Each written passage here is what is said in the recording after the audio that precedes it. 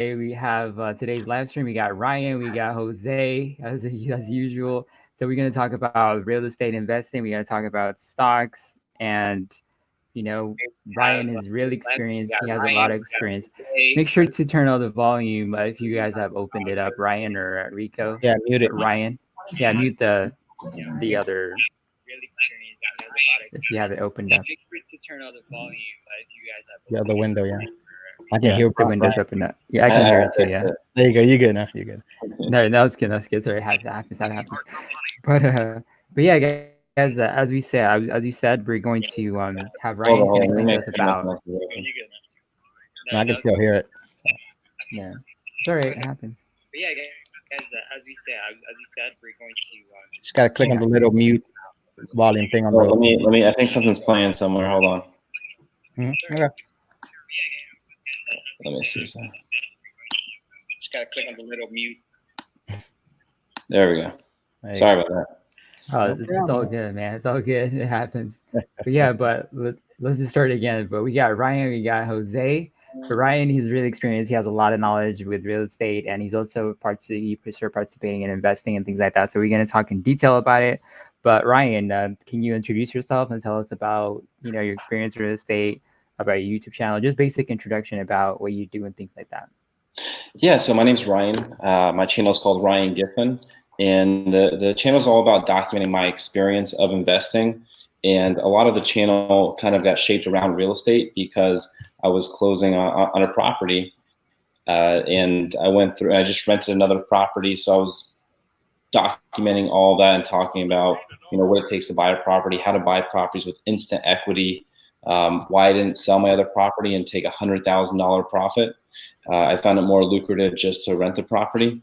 In my channel, I broke down the cash on cash return, how I make 17% a year from holding that property. So essentially, if I sold that property, I would have gotten all that cash, and then I would have tried to get a greater return than 17%. And that's not easy to do. I already had a built-in position doing that, so I kind of let that ride. And I've been investing for probably about 8 or 9 years now in a lot of different sectors. I just turned 30. In my 20s, I was just very curious, and I probably took a shot at pretty much any investing that you could think of. I've done investing in precious metals. I've done investing in peer-to-peer lending, investing in the stock market, investing in real estate. I just, it's cheaper to learn from other people's mistakes, but there's nothing like real world experience. So I feel like I got a lot of experience. Now I want to start documenting that.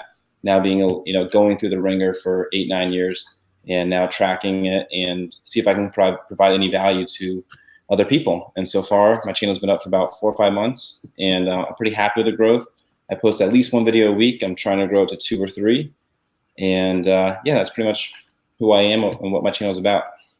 Cool. Awesome, man. So we have Kevin from Adventures and Us. How's it going, man? Welcome to the live stream. We also have J Mac saying, "We out here hustling, we out here slaying, baby." That's what I'm talking about. That's a quote from a rap song. Okay. Oh no. Yeah.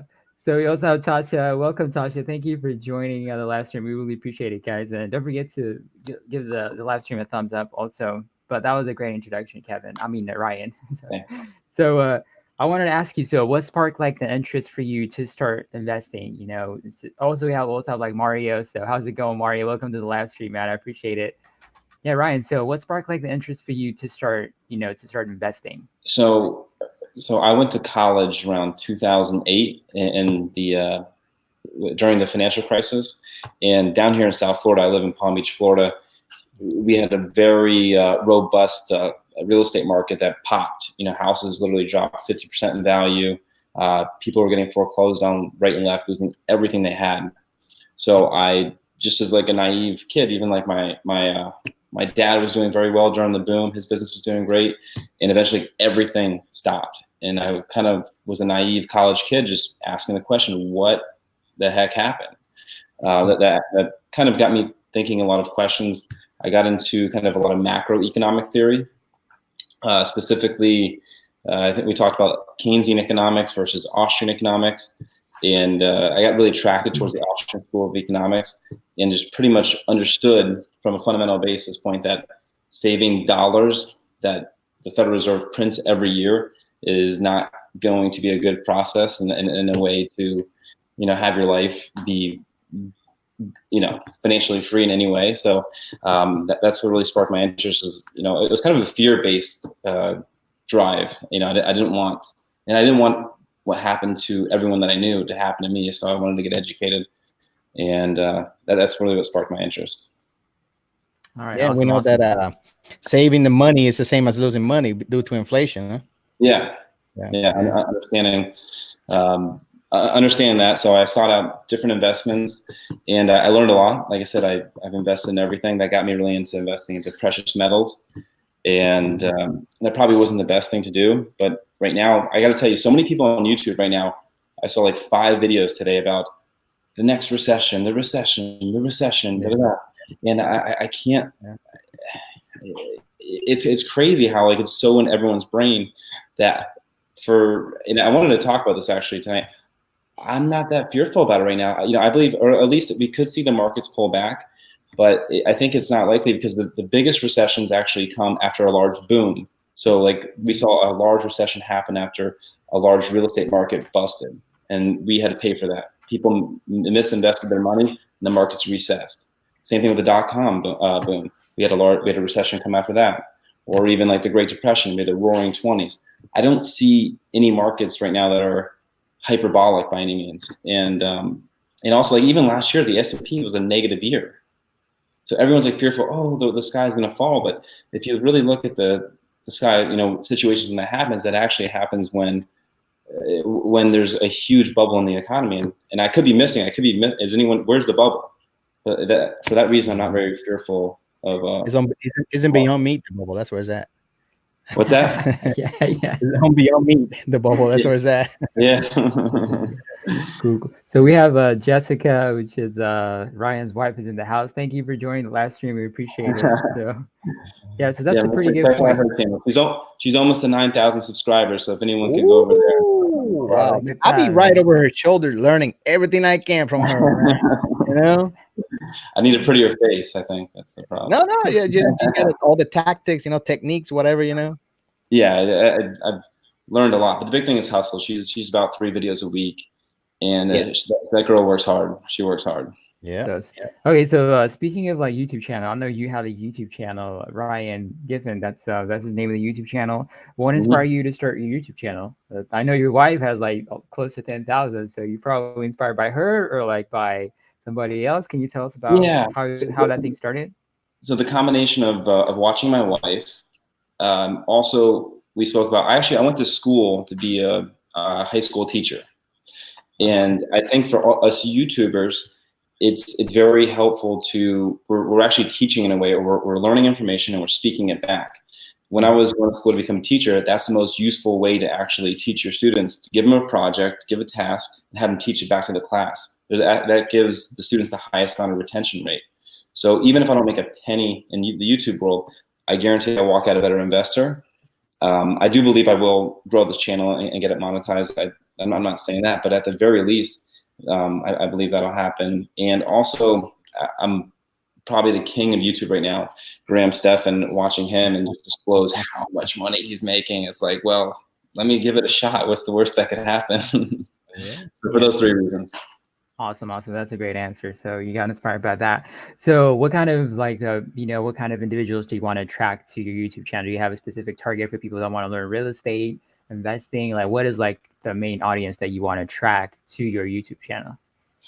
Well, right now I kind of appear like the real estate guy because I've documented so much about that, because that's been a big investment. I just closed on the property that you're looking at here behind me, and I rented the other property. And I'm also in the process of doing a cash out refinance of my investment property. So I talk a lot about it, Can you repeat the question one more time? I want to make sure I answer it as accurately. Yeah, my question was like, what kind of audience do you want to attract specifically to your YouTube channel? Like the people that are interested in real estate or the stock market, or specifically, do you have a specific audience that you want to attract? I want to attract, or what I want to prove to people is that anyone can do this. So any of us become financially free, and I'm here to document it. So anyone that's interested in financial freedom and getting out of the rat race, putting in the work while we're, at whatever age in life that we're in right now, and that want to find tactics and ways to get out of it. So pretty much that's the kind of person, that's what my channel is going to be documenting.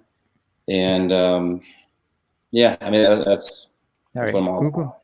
Definitely, that's awesome. So people that are interested in financial freedom and other related topics about real estate, that's what they can go and check out your channel. So we have Mario saying that all we are really seeing is a small correction in the markets. We got Bubba Beans saying, thank you for joining the live stream. We appreciate that. He's saying that real estate is better than stocks. Stocks are for gambling addicts who enjoy scientific, technical jargon. Can I That's comment on interesting. that? Yeah, So, sure. so for me, real estate is like the way to financial freedom. Having cash flowing rental property is like the ultimate. I do want to use stocks as a way to grow my net worth quicker to then acquire more real estate. To me, like the real estate's like the holy grail, and stocks is a way to get increase my net worth further, save more cash, grow my cash, and acquire more property. To rent. Cool. Good. So Mario's saying he's kind of like disagreeing with Bubba's comments. Stock is nowhere near gambling unless you're investing blindly. It's really interesting because people have like there's a con and there's a pro for each real estate, also for the stock market. But Bubba Beans is saying I'm in real estate, but I never took out a loan. I started with the cash investments. All that refinancing and mortgaging, loaning is essentially being a glorified bank worker. The best way to be successful in real estate is to learn all you can about construction and remodeling. So do you agree with that, Ryan? Because I know you have a lot of experience.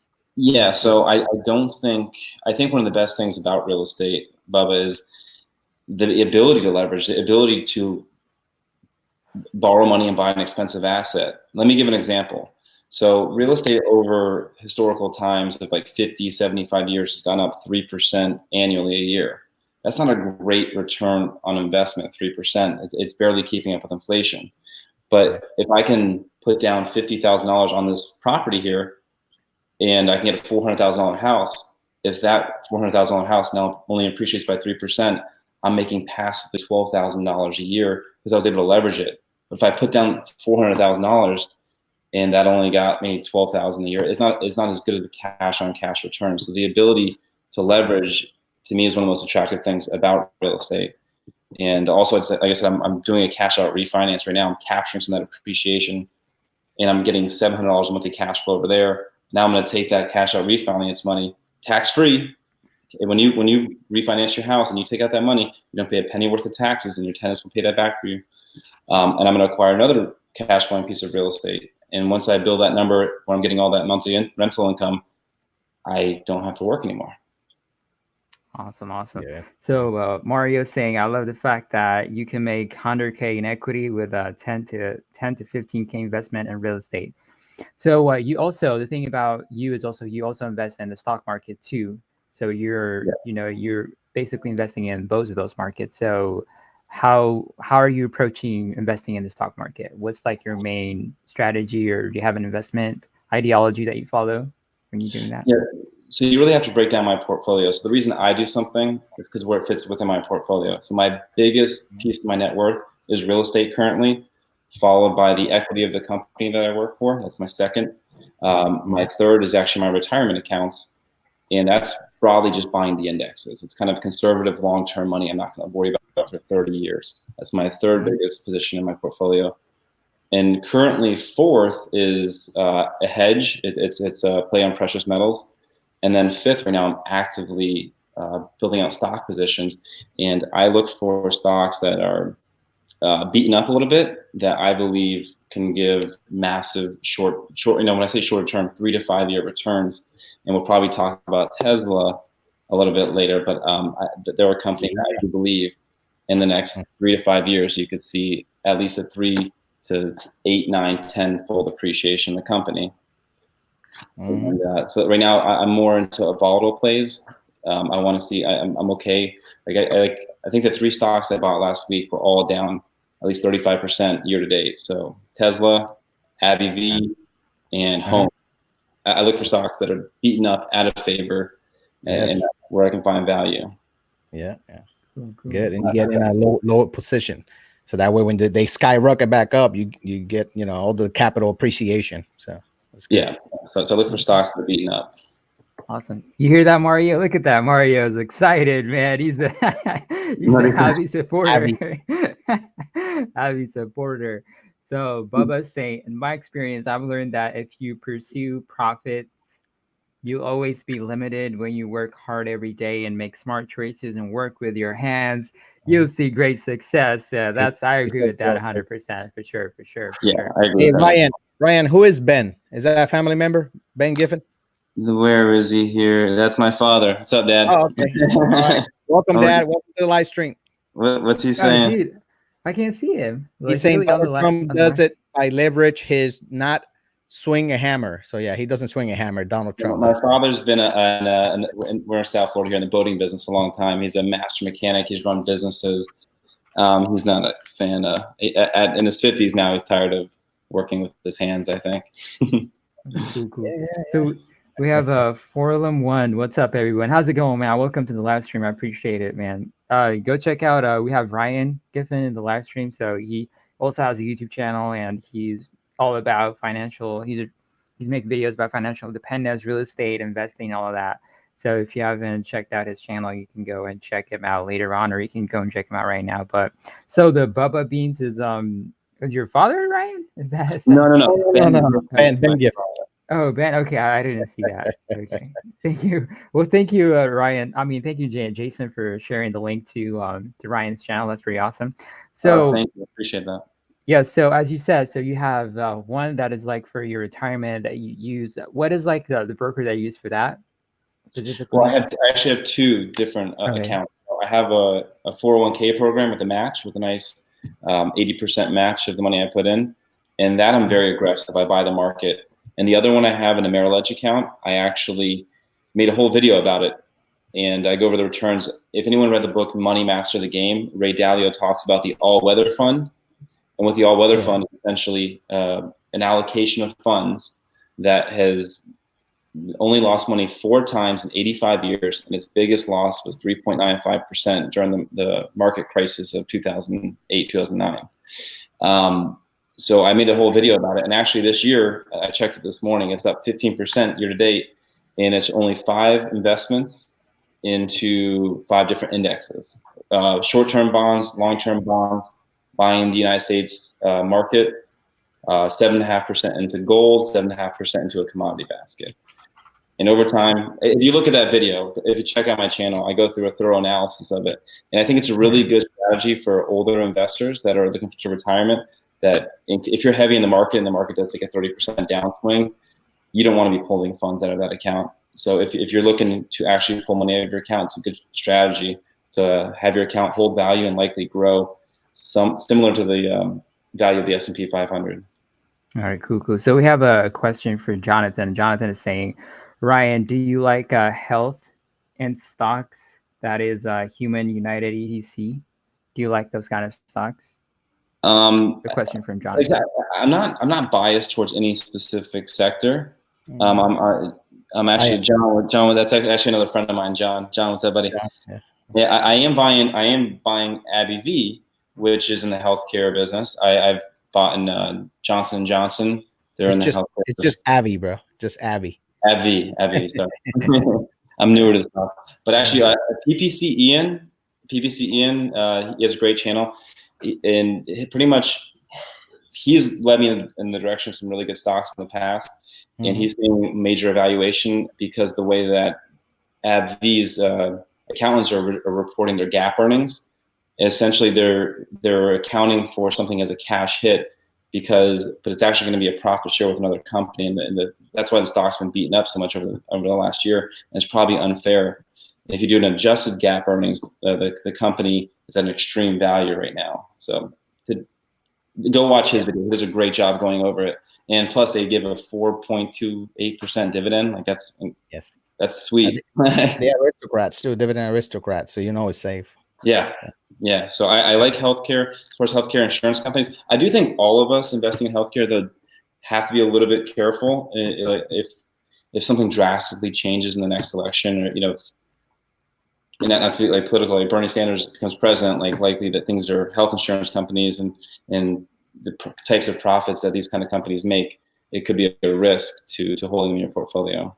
But that's what investing is all about, taking risk. Yeah, cool. We gotta definitely. So J-Mac saying be sure to like the live stream video, everyone. Thanks J-Mac for reminding everybody. Please like the live stream, so it will help out for other people to join the live stream. Mario saying I'm married to Abby. Okay, over 6%. Abby is currently have 330 shares of Abby. All right, cool. We'll see how that is gonna work out. But yeah. So now let me ask you another question. So I know you're involved in, with real estate and the stock market. For example, for people that want to start with real estate, what is like for somebody that has no experience, that has nothing, how should they start? What is the first step that they need to take? Do they need to save money? Do they need to have money saved up in the bank and all that? Like, how do they start? Yeah, so don't believe anything that says, oh, no money, property, blah, blah, blah. This is the real world. It takes money to make money. So you have to save up money. And what I encourage people to get into real estate investing is, especially if you're a first-time buyer, and this works best actually if you're like not married, don't have kids, but take advantage of one of these 3% down loan programs through the FHA, first-time home buyers. And essentially you have to look at your market. Like I live in South Florida. It's kind of expensive here to buy houses, but if you're in different parts of the country, 3%, you can put down like $3,000 on a $100,000 house and get a nice house.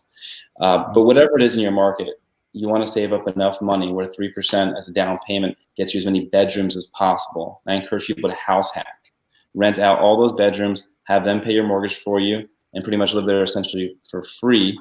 And even like if I didn't have kids and a wife, I'd be renting out all these rooms and sleeping on the couch and trying to save as much money to get to my next property, just doing that over and over again. If you're young, I'm actually instructing my younger brother to do this.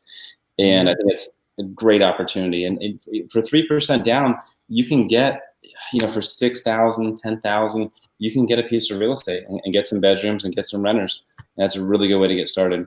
And also, once you have that place, you're ready to buy your next place, there's what's called the BRRRR method. We talked about this briefly. If you're into real estate, make sure follow Bigger Pockets, and they have a fantastic group on Facebook called Bigger Pockets. They teach what's called the BRRRR method, BRRR. It means you buy a piece of property, you rehab it, you rent it, and then you refinance it. So pull out some of that appreciation from the refinance. You really want to buy something, what they call the wedge. So you want to buy, you really want to buy something that is underneath market value and within the wedge. So. Okay.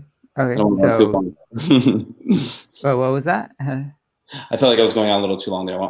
No, dude. I was taking notes, bro. I just currently just stopped in the middle. I was like, okay, what's going on? Did somebody say something in the chat or something? Yeah, but buy wedge, right? Facebook group, BR method for Bigger Pockets. Follow Facebook group, and then buy wedge. You just stop over there. What's after that? Well, I want to talk more about what the wedge is. Okay, so let's say let's use pretend numbers. Let's say this house is for sale for $100,000.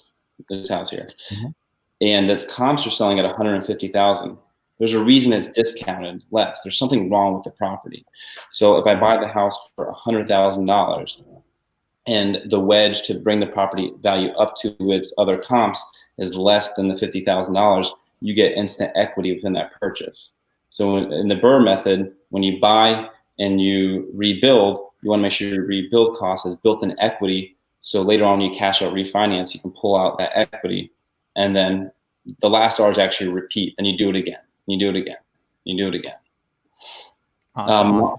I saw Mario was looking for something with 6+ units. Mario, if I could comment on that, that's something that you want to kind of be careful of. In the United States, once you go past 4 doors, if you buy something that's more than 4 doors, you have to use what's called commercial financing.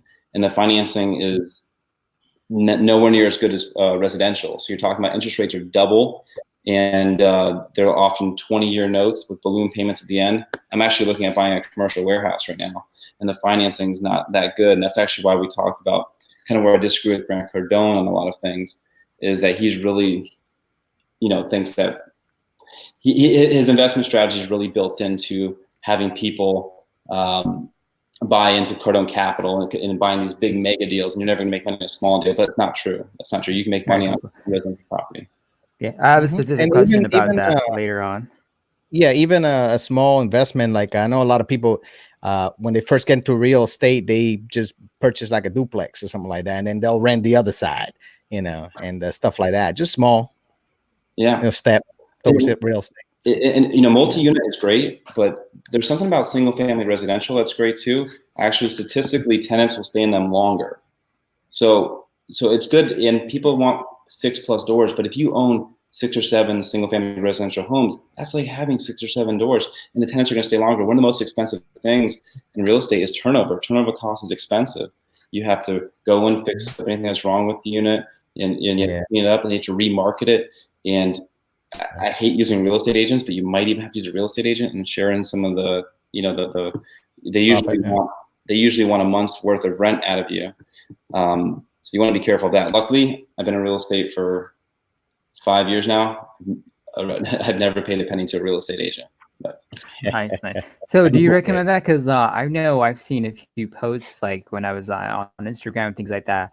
It will give you benefit if you have a real estate license or anything like that. It will give you the knowledge or to find better deals or to be smart when you're actually making deals. So do you advise people to get a real estate license if they want to get involved in real estate? So I'll share another tip. This house I'm in right now is actually new construction, and I should have done this. This is the only time I should have ever used a real estate agent. Real estate agents builders will pay commissions to real estate agents if you just bring them with them. So if I were to work out a deal with someone and brought a real estate agent here, they would have gotten 3% of the cash value of this house. They would have made $12,000 commission. And I could have said, I know I want to buy the house here. If I bring you with me, you're going to give me half your commission, or else I don't need you. So I left $6,000 on the table. It's painful to say, but if you're looking to buy new construction, absolutely use a realtor and tell them that we're going to split the commission, or else I don't need you. And actually, John Roush, he is a realtor in the comment section, so don't take personally what I said about realtors. But he did this for a friend of mine, and I missed the boat on it. My friend's buying a new condo. John, if you're still here, I probably offended him, but that's when you should use realtors. And if you want to do it yourself, but be a good realtor. Like, I would pay a realtor if a realtor went out and actually found the deal for me and brought it to me. They'd want to sit back and have you find it and take the money. Like a lot of realtors do it as a side hustle, this, that. A great realtor with focus, and if I said I want to buy this property, I'm looking for this type of investment property, and they brought them to me and presented it, and I've had some people do this, that's value. But there's a lot of lazy realtors out there. Cool. So, do you have a license for real estate, license and stuff, or no? Okay. All right. Cool. So let me ask you another question. I'm still here.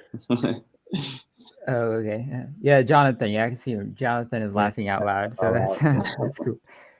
So, what are the top books that you recommend for people to read to learn about real estate, or do you have a specific channel, a YouTube channel, people that don't want to read, that you found, that's really helpful into knowing more about real estate and things like that? Two of the best. Anything Bigger Pockets is phenomenal. Graham Stephan's actually a very great real estate agent. He's a great real estate agent, and he's a great real estate investor. Meet Kevin. Meet Kevin has an amazing channel. He's just gone past 130,000 subscribers. His channel's blown up. But he is a very skilled real estate investor, and a very entertaining channel, very good quality. If you don't follow him, absolutely follow him. It's great content. Those 3 channels. As far as books on real estate, I wrote down a couple of notes. Let me see. Actually, but they weren't really in regards to real estate, but okay. Those channels are great. Awesome. So for investing too, like for stock market related or for stock picking or investing, do you have books that you read? The first one, of course, was like Tony Robbins, right? Money Master the Game. You Money just Master the mentioned Game. that. I know. What's the other book that you recommend people to read? I mean, everyone should read. It's a staple, Rich Dad Poor Dad, just to understand the nature of money, and just to understand what being financially free things, and kind of the middle class mentality that we're all go to school, get a job, going more of an entrepreneurial route. What is an asset versus a liability? Like that book is. I'm sure everyone here, if you haven't read it, like it's the #1 selling financial book in the world. One book I was thinking about too, actually. And it's actually probably not specifically about investing in the market, but it's about kind of execution. It's called The 4 Disciplines of Execution. And really, we've modeled our business after it. It's really just focusing on leading indicators versus lagging indicators. Like we'll talk a little bit more about Tesla, but the two of the biggest things that ever since I put that Tesla video a couple of days ago, people come at me with saying, the company doesn't make money, and if a recession happens, they're done. But profits are lagging indicators. That tells us what happened. But if you really look at a company like Tesla, all the leading indicators, all the investment in infrastructure, and with the future, everything the company plans to do as far as leading indicators, I think it's a good way to look at running your own business and look for those kind of traits within companies. Yeah. Hey Ryan, and what was that thing you were talking about? What was that all about? The Burr method. The Burr method. It's taught by the investment group Bigger Pockets. Okay. And again, just to go over it, it's you buy the property, you rebuild the property, you refinance, or you rent the property, then you refinance the property, and then you repeat it. Okay. So buy, refinance, rebuild, buy, rebuild, or rent, refinance, and repeat. 4 R's, 5 letters. 4 R's, yeah. 1B, 4 R's. Got it. We got a question from for Lauren. One is saying, what is your net return on average from the rent after insurance, mortgage, fixes, etc.? So that's for Ryan. Okay, so let me ask her a question. I value principal pay down as well. So I factor that into my cash on cash return. So the property I just rented, I bought it for $234,000. I put 10% down. I put down $23,000. It took me another $5,000 to close. There's closing cost. And then over the time of living there, I put $20,000 into renovation to get the property up and ready to rent. So my investment in the property was $50,000.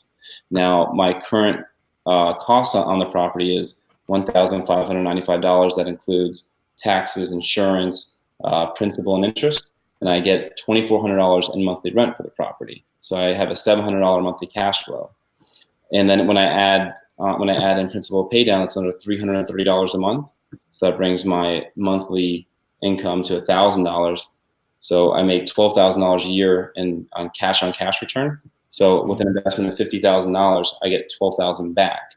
So it's close to a 20% cash on cash return. Plus, real estate has tremendous tax benefits. I can write off all the interest on the property. I can also depreciate the property. Every year you can depreciate a property for 27 years. I'm not an accountant, but consult with accountants. I use an accountant. I pay them well to make sure I'm good with the IRS and get pay every legal penny I have to, not a penny more in taxes. Yeah. Sorry about that. For Lone One is saying he, not a she, so he's a he, man. So you gotta. Oh yeah. So what?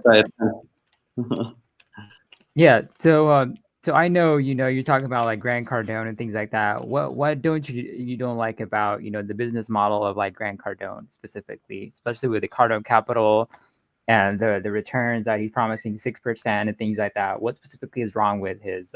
I know Jose's not a fan of Grant Cardone. You don't like him, right? Because he's got more muscles. He got more muscles than you, man. That's why you don't like him. He's huge. So let's talk. So let's look at the example I just gave. I'm getting close to a 20% cash on cash return on an investment. Give your money to Cardone Capital, he'll give you 6%. You could do much better on your own, is my point. And also one of the things, it's great, he's creating a bank for himself. So if Mario, if you're still here, the reason Cardone doesn't like small deals is because he wants people to put the money into Cardone Capital so he can go out and buy commercial property. And he knows that the bank's loans suck. So he can work out a better deal with his own investors involved with it. And then he takes essentially no risk and he uses all the investors. And then when he sells the property, he gets the first 35% of it without leveraging any of his money. And the rest of the people split the 65%. It could be thousands of people split the rest of it. So you could do better on your own. I'm not saying it's like the worst thing, but now is he leveraging all the people's money? Yes. He created his own bank. I don't like that at all. I thought the Great Recession happened, man. But Rico, he pays them. He pays them. You know, he gives them interest. But I just think if I'm doing better on my own, and if you can't do better on your own, then maybe look at it. But I think if you really, focus on it and look at buying real estate with residential property and taking advantage of individuals and residential loans. Sorry, I tripped on my word there. But you'll do much better that way. Cool. So Tasha is asking, are you using property management company, Ryan? I'm not. And actually, Jose is using one. He's going to be renting out his property there, and it makes sense for Jose because he's leaving. But I'm going to buy all my real estate within 30 miles of where I live, and I don't want to give up that 10%. So I think I think at some point I might, my portfolio gets bigger and I don't want to deal with it. But for now, I'd rather take that 8 to 10% charge that they charge. It's not worth it for me. Cool. Oh, so they charge 8 to 10%. Okay, wow, that's interesting. So speaking of that, okay, so Kevin is saying, dang, that sounds dirty, leveraging other people like that. Yes, for sure. I've seen more, like one of his videos that he's explaining about when he refinances a property that, he gives out the money out to people once he gets the money out. So you can make a lot of money with refinancing the property. Like, how does that work? Does his deals, is it bad that you do that the way that he does it, or is it good to just do it yourself when you refinance properties and things like that? What is wrong with his business model? Well, like I said, I just don't think that a 6% return is good enough. So when he refinances his property, or when you refinance a property, you're pulling out the equity. So if the property is worth, for example, let's go back and say this property is worth $200,000, but I owe the bank $100,000. I now can say, well, I want to owe the bank $150,000, so I'll take $50,000 of that now. And as I mentioned earlier, when you restructure it that way, you can pull out the appreciation. So if the property is appreciated, that's a way to get access to that capital and still hold on to the asset, the house. And what I like about it best is that if it's rental property, I'm doing this right now with my other property, the tenants will pay back that $50,000. They're always paying the note for you. So that's why I use principal pay down as realized gains. And what I love best about it is that you don't have to pay taxes. Now you do have to pay costs for closing again. When you do it, it costs you about 2%, but that's less than taxes. Cool. So for loan one is asking you, do you rent to subprime renters? If so, what do you do to manage risk? He's asking that, right? So what I'm doing, my strategy is I'm buying the house, living in it myself, and moving around. And I buy this is a nice house I'm moving into now. So I really try to get, very good credit. I don't rent to anyone with less than a 680 credit score. I do look for income. We qualify income when we do it. You really want to vet your tenants. You could do well in other markets. You could do well. My grandfather did really well with Section 8, government housing. I'm not going for that. I want to get, and I'm not saying there's anything wrong with that, but I want to rent in places that I would live, if that makes any sense. So for me right now in my portfolio, that could change in the future. All right, cool. Yeah, now let's go back to, the videos that you recently posted about Tesla and all of that, so you're very bullish on Tesla stock a lot. Can you tell us specifically why, just a summary about why you're bullish on it and what's your outlook for the future? I know your video details it about that a lot, but. So the biggest thing that could change the world in what make Tesla like a 10x return is that they're the most advanced in autonomous car technology. and I'll start there. There's a lot of other things to talk about the company, but it's good to study ARK Invest. They're an investing group that's done like all kinds of research into them. And right now the new microchip that they're putting into their Teslas it's recording all software, learning how to drive, is so advanced. And they really don't have competition. There's a company, Waymo, and a company, Cruise, that's trying to do autonomous technology, but they don't have anywhere near the fleet. There's 500,000 Teslas driving on the road every single day that are learning how to drive. When a human puts them on autopilot and the human interrupts the car learns something. So that's going to be a legislative challenge down the road, possibly by 2023. Again, if you follow like the elections going on right now, there's huge concern about autonomous technology going on. Andrew Yang, he's telling that that trucking is actually the biggest employer in 29 states in America, and with Tesla's autonomous technology, all these people could likely be employed. So if we're seeing that kind of realization, going on right now, the technology's there. That's one reason why I'm really bullish on it. If they're the first to do it, they could shut down a company like Uber and Lyft. If Uber doesn't have the technology, the amount of profits they can make there, the market cap of Uber and Lyft is around $100 billion. That could all, move a lot in Tesla's direction. Right now, they're valued about $40 billion today, but that's just one. The autonomy technology to me is really exciting. Yeah, that's a good point, and I want to jump in here and talk about the news and the media and all that. One of the challenges moving forward, Tesla is going to be whenever they get something happens, one of those Tesla driverless vehicles get in an accident, it gets massive coverage. Even though way more accidents happen on the regular vehicles, but we used to that. You know what I'm saying? We had those for almost 100 years. So whenever we get one accident on a Tesla, is big news, and that's going to be. There's actually a large lawsuit going on around here right now.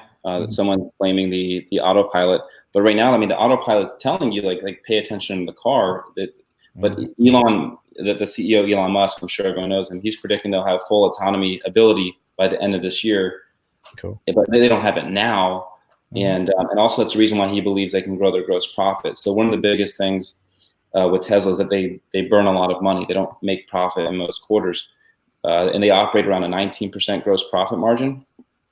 They're predicting that they can get all the way to a 30% gross profit margin as the fleet grows. They can grow 10% gross profit. The company will be doing around $30 billion in a year from now. It's actually $3 billion to the bottom line. And the biggest catalyst to increase the gross profit margin is they're going to sell the full autonomy packages to current Tesla owners, and they're going to cross-utilize parts. So when the Model Y comes out next year, they're going to also use parts from the Model 3. So they're going to be able to buy those products in larger volume. And each car, if I use the example in my video about a restaurant. So I work in the hospitality business. For a profitable restaurant to operate, they need to have a low food cost. And the way they do that is they cross-utilize menu items. If they're using more menu, if they're using the same menu item, there's less inventory on the shelf. So and they're buying in greater volume and can negotiate better pricing. So that's why I expect them to have it. And also, like I said, everyone complains about the company not making money.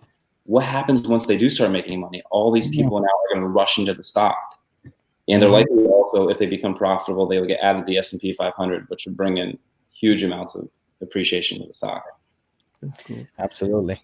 So we got Casey Luis, how's it going? Welcome to the live stream. So for Lone One is saying Art got so screwed on TWOU, basically gambling, buying before earnings and losing 60%. But generally, Art has a history of successful high growth bets. The main thing stopping me from putting money in Tesla is a negative EPS growth.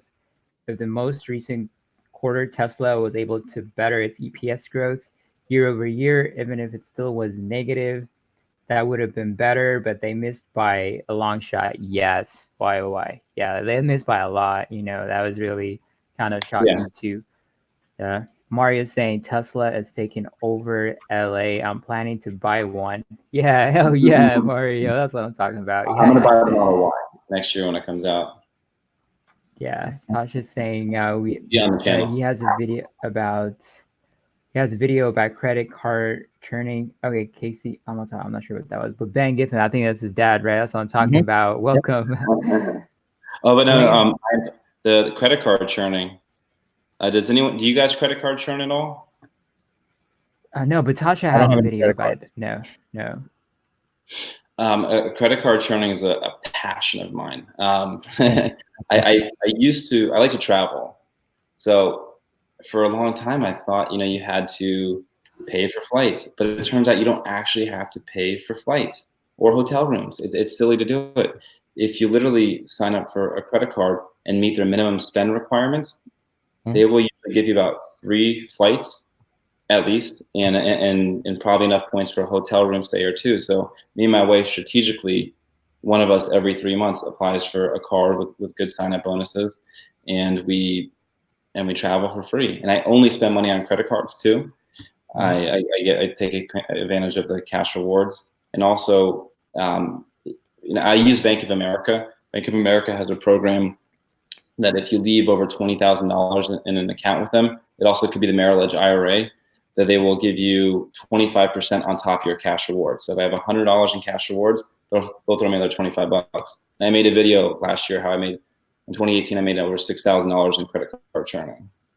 Nice. That's what I'm talking about. Tasha said, okay, that is what churning is. But yeah, I never heard of that term before. But yeah, I definitely understand that. So Ben is saying plane ships use autopilot for years, high safety factor. Autopilots don't text and drive. Yes, that's a very good point. But so a good question to ask is, when is, like Jose, you were saying, whenever there's a bad accident, they're going to say, oh, Tesla, Tesla, Tesla.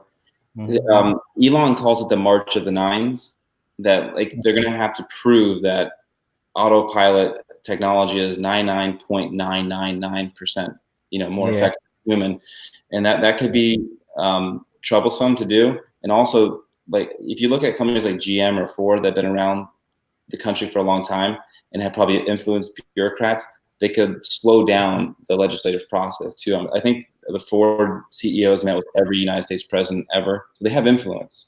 Yes, absolutely. Yeah. Awesome. So we have your wife Jessica is asking you, how much do you spend on airfare, Ryan? Yeah, can you explain this? Well, we go and visit her family in upstate New York at least twice a year. So, and we got 3. I got me, my wife, and my 3-year-old. So that gets expensive. We're going next. I'm not paying for it. I'm done. So saying Tasha for loan, shout out to Ben. Yes, that was a great point. And Mario saying plus in California you get a tax break owning a Tesla. Yeah, but that thing is going to expire, because on the earnings call, if you heard that, that thing is going to expire within the next few months after this. So that's going to really hurt also their earnings, especially. So that's a negative downside to that. Yeah, but I don't think if you're a company should rely on that. I think Tesla weaning off that sooner than later is better than having a tax return. And also Shanghai. We haven't even talked about Shanghai. They're opening the gig. Yeah. And that'll be the second largest market. It's currently the second largest market for Tesla, and they have to mark up their car 40% due to the tariff. So once they produce the car in China, they bypass that. And even with the 40% tariff, it's still their second biggest market. Electric vehicles are a lot more popular in China than they are in the United States. So basically, they're going to fly up the shelves once they get that gigafactory going. They have a lot more competition, but we have to. I believe Tesla's quality, and I think that'll sell. They engineer a very quality product, so I think so. And also, she's saying right now they're the second biggest market, right, for Tesla. So if they are paying 40% over the price of vehicles that are being exported from California, once they get produced down there in China, it's going to be a lot cheaper. So people are going to be, either waiting to put their orders in, or like I said, I think they're flying off the shelves. And also another reason why I'm excited for next year when the Model Y comes out, it'll attack the mid-size SUV market, and it's actually a much bigger market than the mid-size sedan. So the Model 3 is sold extremely well, but in the United States, mid-size SUVs outsell mid-size sedans by 2 to 1. so that they'll likely be a much bigger seller, and hopefully it's more profitable. That's the idea. We'll see if the cross utilization of parts works. I want one. I want one real bad. That's cool. That's cool. They do have a brand. I was talking to someone else. They almost feel like Apple in a way. When you think of Tesla, you think of innovation, high-profile CEO, quality. I think there is brand value that people, kind of discount a little bit. Is the Apple of the automotive sector? I mean, if not, who is, right? Yeah. So also, like in Asia, definitely they're gonna need the electric cars because there's a lot of pollution in the air, like in Beijing and things like that. That's a huge issue that they have over there. Yeah. But Jason saying, what about when VW, Ford, Chevy, Honda, Toyota, Nissan, and many others start rolling out their own electric vehicles? Yeah, that's a good point because there's going to be multiple. They already are. They are. Yeah, they already are. You see the ugly Ford electric vehicles all over the place. Nothing comes too close to as pretty as a Tesla. And the reason is, the reason goes back to lobbyists and all that. Like Ryan was saying, these people, the vehicle manufacturer, are together with the oil industry, and so they believe me, if they want to, they can make a good looking EV. They could. They could, but it's not beneficial for them. Yeah. So everyone deals with competition. So the idea is, will it be as? I think competition will make Tesla a better company. I mean, and the whole mission of Tesla is to increase the advent of efficient energy. They want that. They've actually, for a while, they had a lot of patents that were. What's it called when you don't keep your patents closed? They kept them open source. They were welcoming competition. They felt like they were so far behind. And again, if for who was it that was mentioning about ARC? So they got burned on ARC, for Learn One. So the thing is, can they catch up? Can they catch up with will they catch up with the autonomy technology and the electric aspect of it? And also, we haven't talked about Tesla has two other ways of making money too, through their solar division and also their Powerwall system for grids. That's all kind of got pushed to the side because Tesla did struggle to manufacture the Model 3. They pretty much shut down everything and put all hands on deck into pumping out Model 3s. It was very difficult. The company went from selling maybe 100,000 cars in a year to doing it in a quarter now. So we'll likely see those areas of the company start growing again. Yeah. Cool. So we have Mario. He's saying electric vehicle will take over as the government gets stricter with emissions. Kevin is saying, I was also curious about other electric vehicles, even with Tesla being number one. Profits will draw and competition. Who do you think can compete with Tesla? That's a good question. Neo, right? Neo is the Asian, right? Yeah, it's in China. No one's going to compete with Tesla here, brother. I mean, they are years and years ahead of the competition. And they are, that's what they do. That's what they do. They do electric vehicles. That's what they do. It's not like the rest of the company. The rest of automotive companies, they do their regular, gas machines plus electric vehicles. It's like an afterthought, 5% of their vehicles or whatever. Do you guys find value, and maybe I just thought of this, but in companies that have CEOs that are also huge shareholders, so like Amazon with Jeff Bezos or Tesla with CEO with Elon Musk, rather than just paying a guy $5 to $10 million a year, a guy that like it's his, and also like a founder, that's attractive to me. But you ever heard the expression "never trust a skinny chef"? Yeah. You ever heard that? Yeah. When you see a company that the CEO and the vice VP of marketing and the whatever huge shareholders or whatever, that gives that company, they believe in the company. They have a stake in it. Yeah. And they have taken their fail, and in their success. So they're gonna work towards It's almost like we're talking about real estate. When you own your own house versus when you rent your house, how it's treated. And I do think that benefits Tesla in the long term. And also, I think Elon has a really good ability of raising money. Like getting into the autonomous market further is going to take another big capital raise. But did anyone see that he just launched another company called Neuralink? So he's I ready would to pull go. Microsoft, We right? got Microsoft to give him $1 billion to start experimenting on putting microchips in people's brains. The guy is so connected in the technology market that how does that guy fail? Like, I don't know. I don't know. So I mean, a part of that is betting on the horse. You know, I think CEOs like betting on people like Zuckerberg and Bezos and just like really good CEOs, engineers, and innovators. That's a that's strategy that goes behind it too. Why I think they'll beat their competition. I don't see those kind of other people leading the other companies into the space. Cool. So Jason's asking, these companies are going nowhere and will acquire all the Rivians and autonomous software companies, EDTVs, or other companies manufacturing already have the facilities, acquisitions. Followers. Yeah, for sure.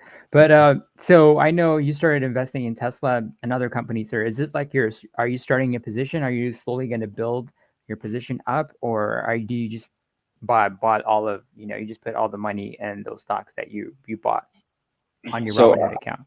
So I think this is going to be like a not too exciting quarter. Nothing structurally is changing with the company until Shanghai opens. So I think over the next few months, I'm going to build in about $10,000 position in.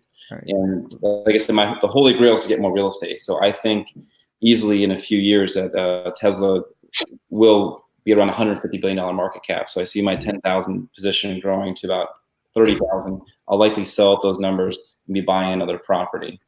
And ARK Invest, we're talking about ARK again, who's done all the research into Tesla. They have a price target by 2023 of Tesla going to $4,000 a share. On the bullish side, on the bearish side, they'll have it going to $700. Yeah. Like they've gotten burned. I want to hear more from the guy that is familiar with them. Who was that again? Forlorn? Forlorn One. Yeah, Forlorn One. He's familiar with ARK, but ARK does have a very good reputation. They're all about investing to innovative technology. They create management funds all about that. Catherine Woods was smart enough to sell Bitcoin at $18,000 after writing it up from a couple thousand. She's smart. They run a very efficient business. I know you can't win them all, but when you have a company doing that much research and that much capital into them, calling for price calls around 4,000, even if they miss that target, I'll be happy with my return. And so I'll be dollar cost averaging that $10,000 over the next 6 weeks. Well, I do believe that stock is do not just looking at the technicals and financial, nothing like that. Just looking at its potential and the what I believe, and the CEO and all that. I think the stock is undervalued right now, maybe $200-300. I do see it going above, 1,000, maybe like 1,200-1,300, and like you say, by 2023. I don't know if it's going to go to, to what is it? What you say, $4,000? But hey, it's good to be there. That's ARK Invest. So yeah, it doesn't need to hit 4,000 for me, but I'll be happy either way if it falls short. But I'm thinking Google numbers or Google share price, which is around 1,200, maybe 1,300, something like that. I could see that. Jason is saying Rivian is an electric vehicle manufacturer that makes trucks and SUVs that look nicer than Tesla. They resemble Land Rover, Range Rover. All right, cool. Wow. So they have a good design. So I think the design is really what makes like Tesla really attractive, So if they have a better design and things like that, that'll be interesting to look they have in a way. They have to, because they ain't got nothing else to sell. Where's Rivian from? Where are they from? Rivian. I'm not sure. I never heard that. Well, Land Rovers are British, right? Range Rovers and all that. Those are British vehicles. Maybe in Europe. Yeah, but the Rivian he's saying is he says they look nicer than Tesla. I'd have to see that. I don't see him driving around the streets of my town, but not yet.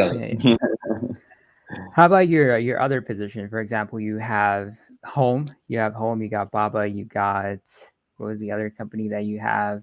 AbbVie, which AbbVie. Of course. How can I forget AbbVie? Okay. Yeah, let's talk about Baba. So that's an Asian company. So you think it's not going to be affected that much with, the trade war and things like that? What sparked your interest to get involved with it? Well, in the short term, in the short term, I expect it to get beaten up more, and we do have to follow the politics of the situation. If Trump is reelected, then it'll probably get beaten up more over the years and create value. But I think what everyone's kind of excited about is the idea of a stock split occurring. So even if the tariffs are there or not, they're going to lower the share price to allow smaller investors, more Chinese investors to get access to the stock.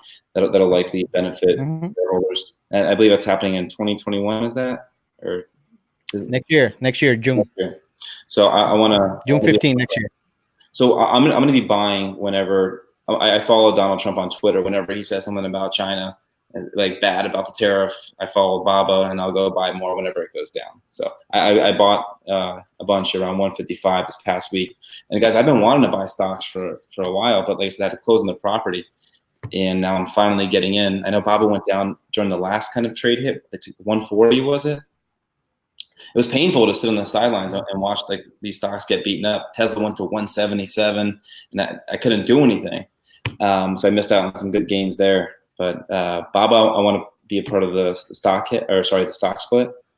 And Home, which is a small company, I got into that stock. They actually built, I don't know, they're a smaller company. They only do about 300 million in gross revenue, but the stock has gotten beaten up from the tariffs as well. Retailers buy a lot of products from China to sell. So right now with the tariff, their bottom line, their gross profit margin is getting killed. Cool. So yeah, what I like about at Home is that they don't have any debt. You follow them. Okay. Oh, yeah. Well, you know who talks about it? Jeremy all the time. Tesla and at Home. Jeremy talks about him, and also Mark DeMessel. I plugged his channel before. He's a big cryptocurrency guy. He's made millions in that market. He sees the stock going up 10x, and they likely could. They're getting unfairly beaten up. And the biggest thing for retailers and restaurants, if you're going to invest in that sector, you can't always follow gross volume sales because they could just be opening more stores. But their in-sale stores in each location have grown in the last 21 months consecutively. So I actually had my wife, I was like, I want to know a stock before I buy. I usually either want to become a consumer of the product or have been there to like see it. We went about 20 minutes from here. It's an amazing store. It's like it's a huge, cool. Anything you can think of. It's incredible. I see like what Jeremy said. What he liked about it is with home decor, it's not quite an Amazon type thing. You have to kind of go and see it. Like looking at a rug on your computer, people are going to go when they want to touch their decor. There's a reason Rooms to Go is still around these different kind of places. Home decor, I don't see that leaving being killed by Amazon. Nah, I think they're pretty safe. Same with Lowe's and Home Depot. Yeah. Oh, Kevin, if you're still here, I know Kevin loves him some Home Depot. And it's done very well for him. Yeah. For the one saying Baba is a great business, and Kevin is saying, yeah, you and me both, Ryan, and it's a Trump tweet. Yes, it's time to buy Baba. Okay, so also the company that Jason mentioned, Rivian, is a U.S. company, and they have spent 9 years developing. Okay, that's really interesting. So are they a publicly traded company or? Right? Or they're just not yet publicly traded company, Rivian? I'm not sure because it's the first time me. Another thing, startups probably. I mean, with how difficult of a road it is for a company like Tesla to make it through. Yeah. I mean, did you know the last United States car manufacturer to become successful was Jeep in the 1940s? Like it's extremely hard to start a car company. So a startup doesn't really scare me. And Tesla's. They're doing great, but you see how much cash they have to burn, how much capital they have to raise. I'm not scared of a startup. I'm more scared of another company, a big company getting into the space, like a Google with Waymo or Apple, and or VW and these bigger car companies, excelling in the market. You know something really cool? I just heard Tesla is partnering with Netflix. And they are going to be offering Netflix on their center consoles now. So now you can watch a movie or whatever on the road. Yeah. Oh, nice, nice. Hopefully, that sounds safe. And you've seen a lot of videos online about like people on the passenger side and the car driving itself and stuff like that. Yeah. And then some models, they require you to put your fingers on the steering wheel every 20 seconds or 30 seconds or something like that. So they got different settings, but yeah, when I heard about that and Netflix and partnering with Tesla and all that, I was like, that's kind of cool. Yeah, no, very cool. Very cool. The one thing that does scare me about Tesla, this could be the Achilles heel of the company. everything comes with risk. Is the company has moved production up to 5,000 cars, and with the Model Y coming out next year, they'll likely be producing 10,000 cars a week. Service would scare me, and I know there are some concerns about already kind of customer service being a little bit slow. Growing at that scale, Elon says, like, we have to make sure we engineer the best possible product to have less service, but also service has to grow at scale with that. And like a manufacturing recall, something bad could happen like that. They have to have, with such a fast growing company, you have to be able to service the product. So that to me, that's my biggest fear into Tesla, is something like that happening. Cool. So for long one is saying, yeah, so it's a private. Jason shared the website for that company, I guess, the consumption report for hybrid. Okay, so for long one is saying home stock is cheap for a good reason, in my opinion. They missed EPS year by 200% in July 2018, back at its peak. Stock's been free falling since. That's good. That's a great point. That's a good point to look at. Yeah. Kevin is saying sounds safe. JMac is saying that Ford Motor Company has become the latest major company to invest in an electric vehicle startup, Rivian. Oh, interesting. The 500 million investment announced today follows a 700 million round of investments in February, led by Amazon. Amazon and Ford invest in Rivian. That's what's up. Says I'm done. Drop mic. That's a pretty good. Yeah. Well, I'll keep an eye on it. Again, it's more than just a whole bunch of big blue chip companies getting together trying to compete. It's more than that. You got to think about the value that the CEO brings to the table too. You know what I'm saying? This is the closest we gotten to Tony Stark, bro. Yeah. So I am not worried about at all. If I'm going to buy any autonomous EV company, it's going to be Tesla. Yeah. But like I said, everything comes with risk, and I'm willing to wear it. I get every dollar I put into a company like Tesla. That's not some company, that dividend aristocrat. You have to realize risk is associated. I think the reward is worth the risk within any investment that you make. Yeah. And I said if I was going to buy any. Sometimes I forget I got an M1 Finance account. I do have Tesla on M1 Finance, and they are my biggest earners. So sweet. So Kevin is saying Elon was an Iron Man 1. So Mario is asking, what do you guys think of Liver and Lyft? So I like. I'm actually really interested. Financial education is a great channel to watch. Uber got beat up pretty bad last week, and in November they're going to be, from the IPO, early investors will be allowed to start liquidating some of their shares. There's some legal obligation where they couldn't sell them right away. They have to wait till November. So you're probably going to see a large share dump occur for Uber in November. And I want to kind of follow that. I do think that Uber is going to be around for a while, and the only real competitor to Uber is Tesla, in my opinion. And with how the whole autonomous thing plays out. So I think Uber's going to crash more. And I think when the large shareholders do end up liquidating their stocks, that's going to be a good time to get in. I'll look for, if Uber touches anywhere in the high 20s, I will be buying Uber. Lyft, I'd have to study a little bit more. Liver, I say liver. Yeah.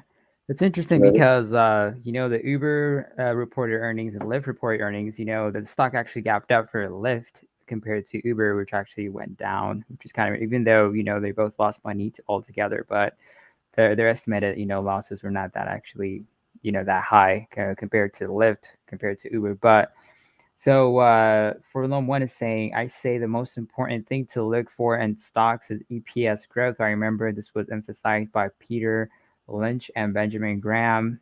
Yes, you might miss some home runs, but it helps minimize risk. Yes, definitely, that's important. Yeah.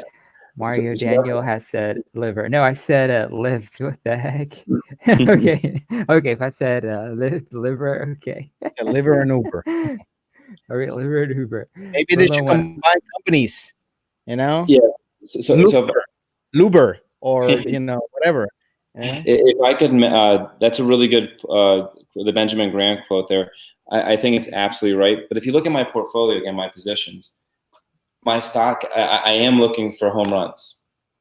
I am, and it's such a smaller percentage of my portfolio that I have that appetite for risk there. where I'm looking to hit home runs. And you have to look at it in terms of, I wouldn't say like, I wouldn't encourage anyone to make Tesla the biggest part of their portfolio. I wouldn't, but for me, it would be great if I could, 10x a $10,000 position. Awesome. I know we talked about it. Oh, go ahead. Yeah, sorry. You wouldn't believe how much grief these investors that they have like a less than 1% of their portfolio is like speculative stock like a Neo or Tesla, whatever. You wouldn't believe how much grief they go through, like from their subscribers whenever those companies go down, and they got to come out with videos over and over and over again, like Jeremy does, and like Ale from Ale, World of Stocks and all that does. It's like, guys, don't freak out. This is less than 1% of my portfolio. Even if the company goes bankrupt right now, I'm still good. Yeah, and they don't understand that. So yeah, for sure. Yeah. So I was about to say, one, I like the perspective. It's not about the gains, but minimizing your risk. Okay, Kevin is saying to Ryan, yeah, but Ryan is Mario asked you how old are you, but you mentioned you're 30, right, Ryan? I turned 30 this last March. Yep. Awesome, man. So I like what you're saying. So the question that I want to ask you is, we talked about it yesterday. This portfolio that you have with Robinhood is very speculative, high risk and high reward. Basically, if it works out, you're going to profit a lot since there's a lot of risk to it. So do you hold like REITs and things like that in your long-term portfolios? No, Since you're into real estate and stuff. I've considered it, but for whatever reason, I'd rather just own the physical. So far, I have looked into REITs. Chris Invest has a great channel. He broke down some really good REITs, and it kind of lured my interest into it. Maybe adding it to some of my IRAs or something like that. And even a company like Public Storage, they're just a REIT, right? Public Storage. Yeah, but for me, it's something that I'm not doing currently. I would look into it. For now, I'm just owning the actual physical product. Cool. Awesome. So for Lone One said, some of my best investments were HEI, CPRT, and FICO. All these stocks have in common is consistent EPS growth. I like what they're saying. I like what you're saying, Ryan. So he's telling you that. That's pretty awesome. Good point. I'm still trying to figure out how to tag people. You inspire me to get started into real estate too, Ryan. So that's what's up, man. Ryan is a man. Ryan is a man to start for you.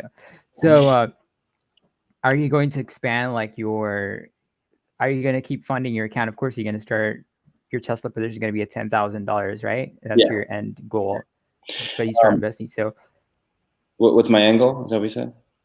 Yeah. What's like are you going to expand like doing maybe options or with your stocks or with your investments and things like that? Are you going to learn more about the stock market, or are you just speculative and just buying stocks as your strategy? After I fill my Tesla position, I will I'll look to buy. I still want to stay in the stock market because I do think I don't fear a market crash. I think that actually in my outlook, the next 8 years are going to be very good. So I will look for more opportunities in stocks. I do want to build out a dividend portfolio side of it. That's why, again, I like AbbVie. I was a shareholder of Southern Company. They've done very well. Johnson and Johnson. So I'll likely get back into, once I build out some speculative positions. I'm not skilled enough, or I don't feel comfortable enough doing options. I like to get to that level where I really feel skilled, but even very seasoned investors kind of stay away from that. Yeah.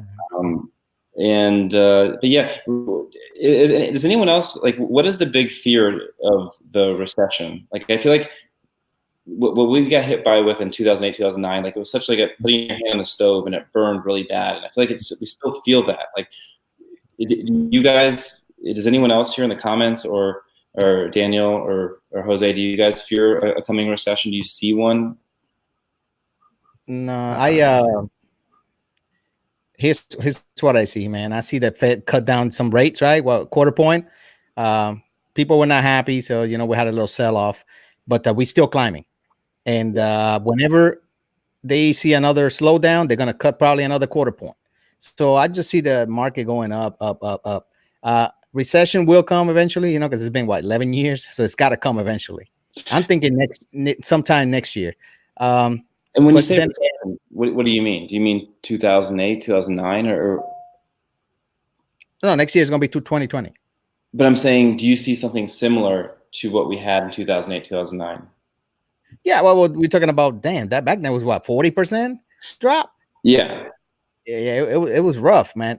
No, I don't think so. I mean, that was a specific situation that happened with the marking, Yeah. with the marking, with the house market.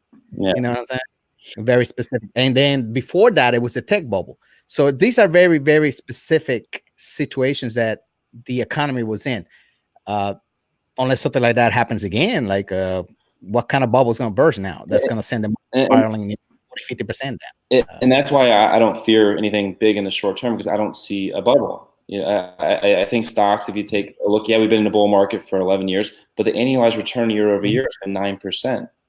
That's pretty normal. That's not bubble like activity. And also, a really good page to follow is Mark DeMessel. He has a theory that the major recessions come after actually because it's inversely correlated with the commodity market.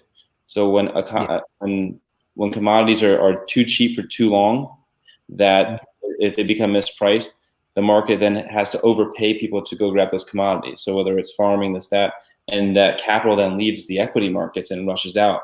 So he actually looks at it. He believes that you have 10-year commodity runs followed by 20 to even, we've seen 25, 30-year stock runs.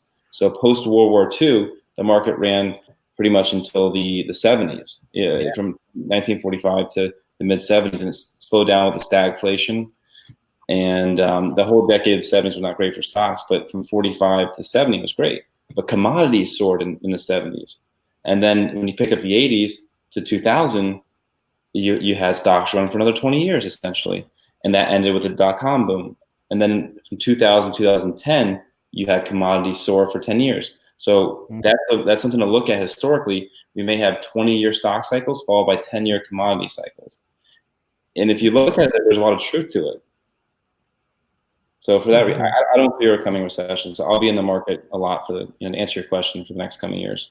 And I think Mario, we'll have a whole bunch of corrections every time there's a trade war or a bad tweet or May selling may go away, and then you got the fall quarters where everybody's like, "Ooh, earnings is real horrible." So yeah, we'll have a 10-15% drops and stuff like that, but nothing major. It seems every year we get a nice 10% correction, and that's good. That's where you got to save that cash position, man, so you can grab some more shares. For sure. So for Lone One saying large blue chip dividend companies like J&J are getting bets in the long run. You lose 50% of all your money. 2008 hurt everybody. I doubt another recession will be as bad as 2008 because central banks will continuously print money to keep the stocks pumping. That's a good point. And Tasha's saying I wouldn't say that bad. And J-Mac is saying the elections on the horizon is what keeps the market skeptical as well, I think. And Mario says, I don't think a recession will happen.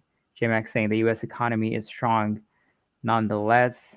For Lomon says, I think maximum 30% drop on S&P 500. Mario, at this point, I only believe corrections will happen unless the student loan debt bubbles pops. Because that's interesting because I know you went to school. Can you tell us about like how did you take out student loans or how that whole thing worked out for you? I did. I actually went to school. I got a scholarship to play baseball, which funded most of my first couple of years. And then I did take out I learned a lot about compounding interest. I took out a $17,000 student loan. By the time I started paying it back, it was around $40,000. So it taught me a lot about compounding interest.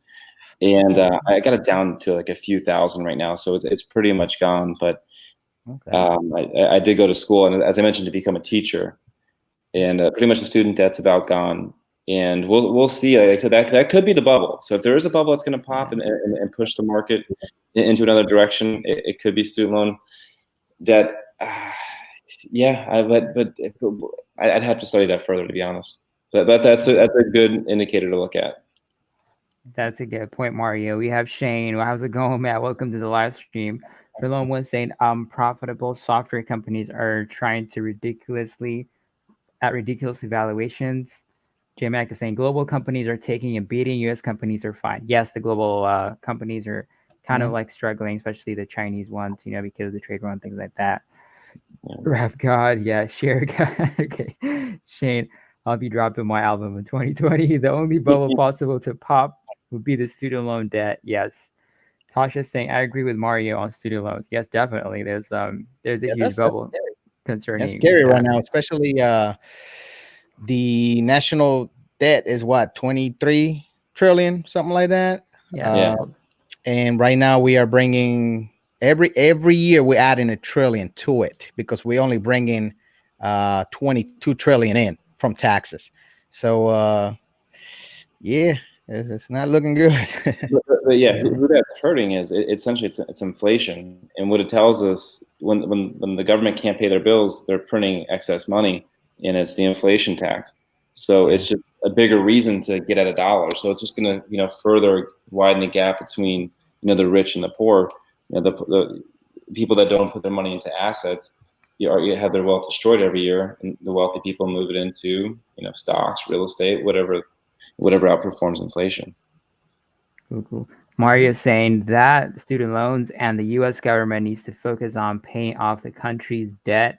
And Ben is also saying that credit card debt is at record high. Philip says student loan system needs to be fixed. Too many people take out too large of loans. Mario dropping the knowledge. Yes. Yeah, definitely that the national debt for the US, it's really like in trillions and trillions, and it goes going up a lot every time like Congress like agrees on a budget and things like that. It just keeps doubling, You want to It's stay like up at crazy. night? Google that national trillion debt Yeah. or whatever clock or Yeah. whatever thing. Yeah. The Like counter, the life money, count. like, Yeah, that the will debt keep you up at counter. night, man. It's scary. Yeah, it's just going up like crazy. Ramon The was debt saying, just ticking.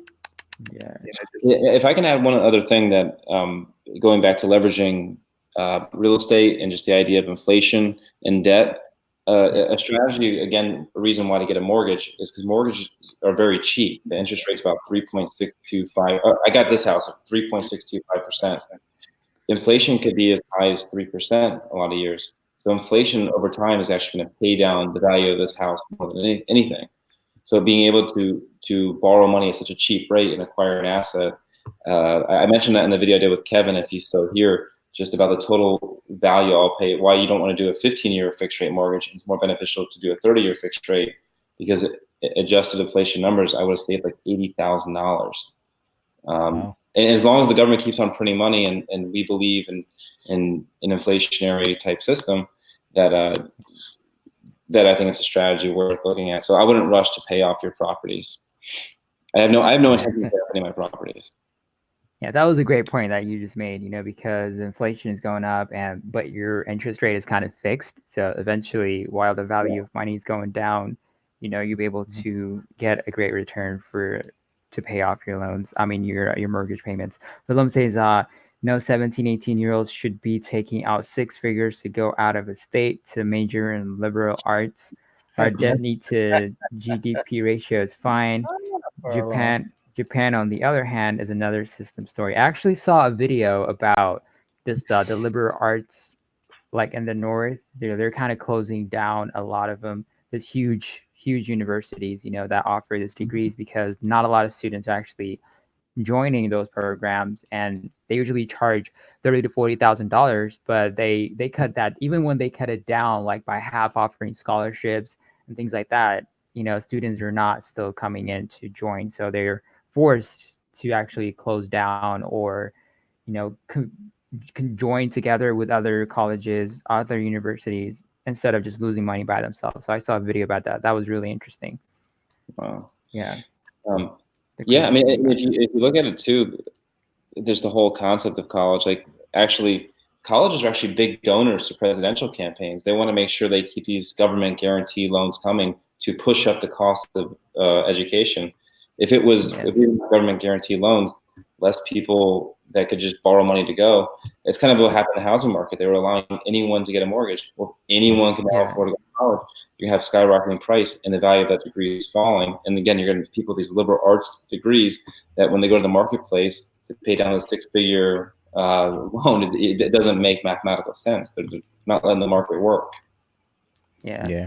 That was The a good problem is, question. Go ahead. Go ahead. when like you saying, if everybody can get into college, and if everybody can buy a house, and if everybody can do this and that, then that devalues the people that actually pay for it and work hard for it or whatever. If everybody can get those free stuff like that. So. And right now, you do have candidates like I forget. I think Elizabeth Warren said she's going to cancel all student debt. Just cancel that. If you owe, you're good. Right? It's not like that. Because what about the companies that lended that debt? Is she going to pay the companies that lend those people the debt? It don't work that way. You know what I mean? Yeah. Somebody got to pay that debt. Somebody got to pay the piper, bro. There's no such a thing as a free lunch. Yeah. Yeah. That's how you pay for it, right? Furlong once said they should make people put a down payment on student loans. If not, then go to community college. That's a good point. But Mario's asking, do you guys think the U.S. national debt will ever be paid off? That's a good question. That's out loud hilarious, Mario. Yeah, Mario. Yeah, I think we need to contact. What do you think? I don't think it will get paid off. I'm not sure, but I don't know. How do I know? I don't know any economics and things like that, but it might be. It might be able to get paid off. Well, what do you think about Ryan? What do you think is going to get paid off? Or there has to it depends on the political climate. If the American citizen has to either say, I'm okay with much higher taxes, or I'm okay with much less government. Those two things are likely not to happen, and honestly, I don't see any road to any of those two things happening. So to answer your question, I don't know. And that's why, like, after 2008, and I'm a little bit, we haven't talked about it, and I sold out my position on the last run and the cryptocurrency, but you could see that market grow as people. But it's hard to say, like, the United States dollar failing within our lifetime, but it should be subjected to competition, and if holding an inflationary currency is not a good thing, people should be able to hold other forms of currency. But interesting, like Bitcoin. Yeah, or any cryptocurrency. There's at least that market, you have a competition of currency. What I find very strange, I talked about in the video before, is that, like, we don't allow really anything in our economy to be price fixed. So, like, bread, you can't go to the store and there's no price fixing on bread. The market competition, supply and demand does it. But what we do with money on interest, the interest from the Federal Reserve Bank, it's a fixed thing that comes from the government. So if they fixate interest to be too low, people may borrow too much, or if interest is too high, they're going to borrow too little. That's not the market working. There should be multiple currencies. So in Soviet Russia, when they price fixed the cost of bread, they either had it rotting in the field if the price wasn't wrong, or they had nothing on the shelf. It was very hard to meet demand. So it's very interesting with the money system that it's allowed for one person to control it, and they kind of decide what it is. And that's actually, if you look at the 2008 bubble of housing collapsing, people think it's because they kept interest rates low for too long, and that's what kind of started the cycle. But anyway, that's a whole other conversation. Yeah, but that's an interesting point that you just mentioned, because I know you also invested in Bitcoin and all, like, cryptocurrency, right? I did really well. With Ethereum.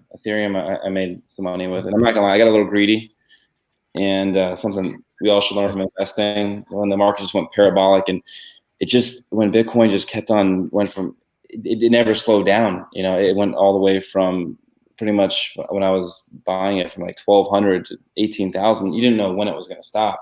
Yeah. And as investors, we have to be okay with not always buying at the bottom, not always selling at the top. Sometimes take that profit there and move it to maybe a more less volatile asset.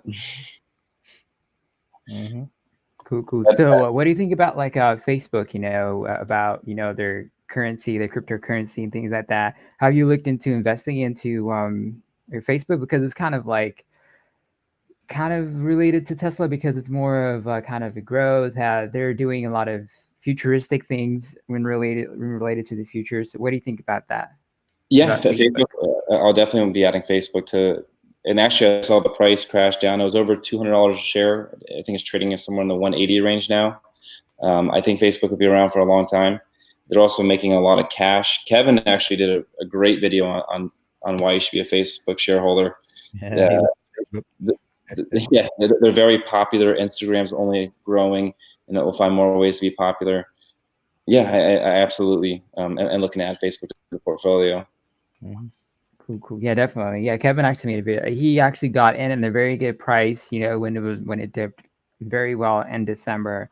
And right now he's a very good price too. But the thing was like with Facebook is just basically, they have issues with like privacy and things like that, and they actually have to pay like $1 billion now. They're still talking about it to the government, because of the privacy issues and other kind of those kind of related. That's the only issue with Facebook, but I see a lot of great potential for Facebook, especially with the crypto world and all that.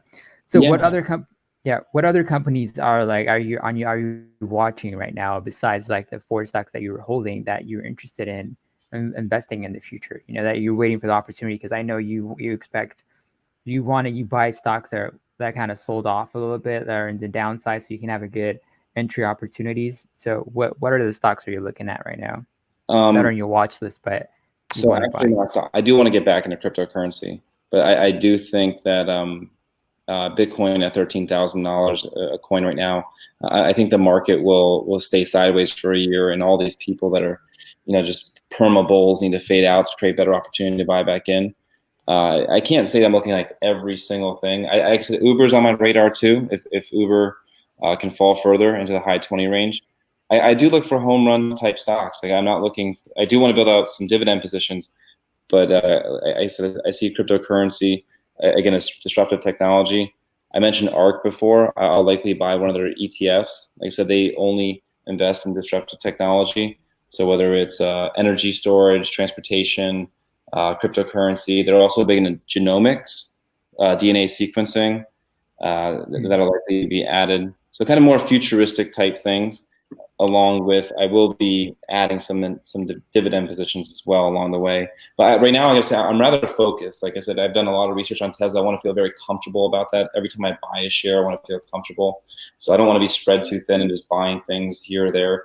I like to kind of stay focused and build a strong position rather than just being all over the place. But I do have interest again in cryptocurrency, some of ARK funds, and probably a couple other dividend positions. All right, cool. So I want to ask you about, like, you do a lot of business things, right, on your side. We talked about it yesterday, just me and you while doing the test. So what is like your main business? Like, what do you do for a living and things like that? So my story and a big thing with my channel, I started kind of with nothing. I came back from college in debt, living on my mom's couch, and I met a husband and wife that had a company where they sell chemicals to restaurants, and pretty much we provide a dish machine to a restaurant, and we sell the soap that goes inside. So every week they need to buy, and from that core necessity, whenever that dish machine breaks, I dispatch a technician to go out there and fix it. And so they need us, and from that product, from that service, we try to sell as many products around that. And I was able to build a book of business over $1 million in gross revenue from that over the last 8-9 years, and I was also able to gain equity stake within the company too. So like I said, that's my second biggest part of my portfolio, was building a small business, building out an equity share within it, and from there I was like starving to do more things like entrepreneurial. There's the show The Profit was on, started like 6 or 7 years ago, and I was like, I want to start another business. And one of my friends is a very good local artist, and the paint and sip nights became popular around here, where the girls go out with their girlfriends and they paint something. And then I had all these restaurants that were clients, and I kind of put it together on slower nights. We started doing paint nights, and I've actually had that business for 5 years now. As a side hustle, we do a few shows every week and make extra money there. And yeah, so that's how I've been able to make my money and able to invest in real estate and build out different positions.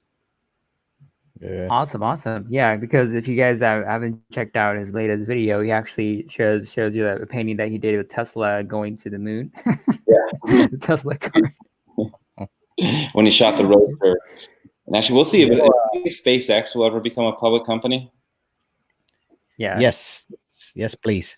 I don't think they will anytime soon. They just did that mission to the International Space Station, right? They delivered some goods. Yeah, I wonder, is that a good industry to invest in, rocket ships. I mean, aerospace. It's either them or NASA. I mean, yeah, there's not many. Or that Virgin Air guy. I think he's got some rockets too, right? yeah. Actually, Jeff Bezos is also doing the same kind of things, Yeah. just like what Elon Musk is doing too. Yeah. Yeah, he's what's it called? Blue Origin. Blue Origin. Yeah, But Blue what Origin. Yeah. he's very fearful, or he wants us to live amongst the stars. SpaceX is about, kind of colonizing other planets. Blue Origin is using just outer space as a resource to make sure like Earth works better. So pulling resources from there, or using solar technology, maybe putting things out and that can absorb energy from the sun all day long in outer space and send it back to Earth, rather than putting a solar roof on your roof that gets shade for half the day. There may be more efficient ways to use outer space to improve our lives here on Earth. That's more of his journey. It's pretty exciting stuff. Like, it's an exciting time to be alive. Like people are doing this, Absolutely. Yeah. He wants to send people to Mars too. What's that? Elon wants to send people to Mars as well. Soon. He wants to do it right away. Yeah. But Elon can miss targets sometimes. As a Tesla shareholder, he can kind of get overzealous. He says Mars. And it's doable. I mean, the trip, it will take anywhere from, depending on the distance, it will be from 6 to 8 months to get there. But then again, it's only a one-way ticket because we got the technology to put people there. We just don't have the technology to bring them back. So, would you go? I wouldn't, man. I'm scared of heights, bro. I don't even like to, get on top of tables. I'd go after Elon. Make sure he goes first. Dude, I'll go there. I'll go without a doubt. But Tesla, Elon was saying that there needs to be a headquarters in the moon or something like that. I thought his main focus was on the moon, but he also says about he wants to have like a base on Mars too. He wants a base on the moon, wants a base on Mars. And he'll do it. Kind of interesting. He'll do it too. 2050. We will see people in the moon. We will see probably people in Mars as well. Mark my words. 2050. And people, a big reason why he wants the solar technology and the battery technology is because when we get over there, there's not going to be gasoline to be pulling out. You're going to need other resources. So, maybe Tesla will benefit in the rest of the solar system. That's crazy talk, though. I can't even fathom. It's only a week trip to the moon. It's not that bad. A couple of days, 2-3 days. I guess. No, what the heck? No, it's not. It's not. Yeah. It's like it takes a while, man. No. Have you seen the movie? The new movie. What was that? Apollo 15 or something? There was a new movie that came out like traveling into space or whatever, but it takes more than that. It takes more than that. But the question is like Tesla, SpaceX. It was actually selling tickets to individuals, because I know people that they spent like $5 million. If you guys noticed that, they actually bought tickets to go around the moon, right? Yeah, to go. Yeah, I saw that because there was this artist. There was a TED talk that had happened. This person actually bought tickets to go to Mars or to the moon. I'm not sure which it was, but he was an artist guy he's like a multi-millionaire or whatever, and he bought tickets, and that's how they are actually getting revenues to fund their rockets and all of that. So space tourism is also one of the things that they have plans to do with SpaceX. So that's something that's awesome. So Mario's asking, Ryan, so you're in Florida? Yes, huh? Yes, and Palm Beach specifically, Palm Beach, Florida. Yeah, when I went to Florida, I actually saw all the rockets and all the SpaceX. They have like signs on them when I went to NASA over there, so that was pretty dope. They do all their launches from over there, from Florida, and also from another state. I'm not sure where their other state is, but they do all their launches over there. So this is okay, Jason. But yeah, that's a good thing to know.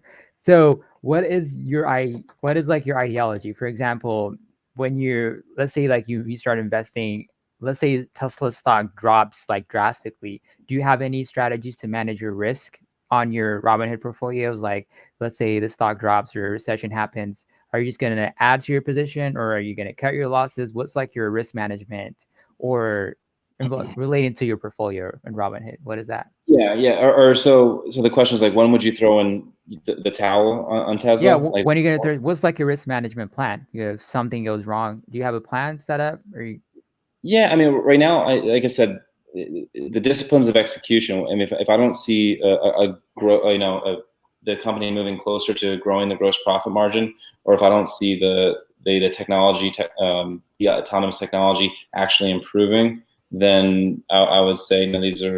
It's time to ditch the position, and it would be a falling knife versus them buying an opportunity.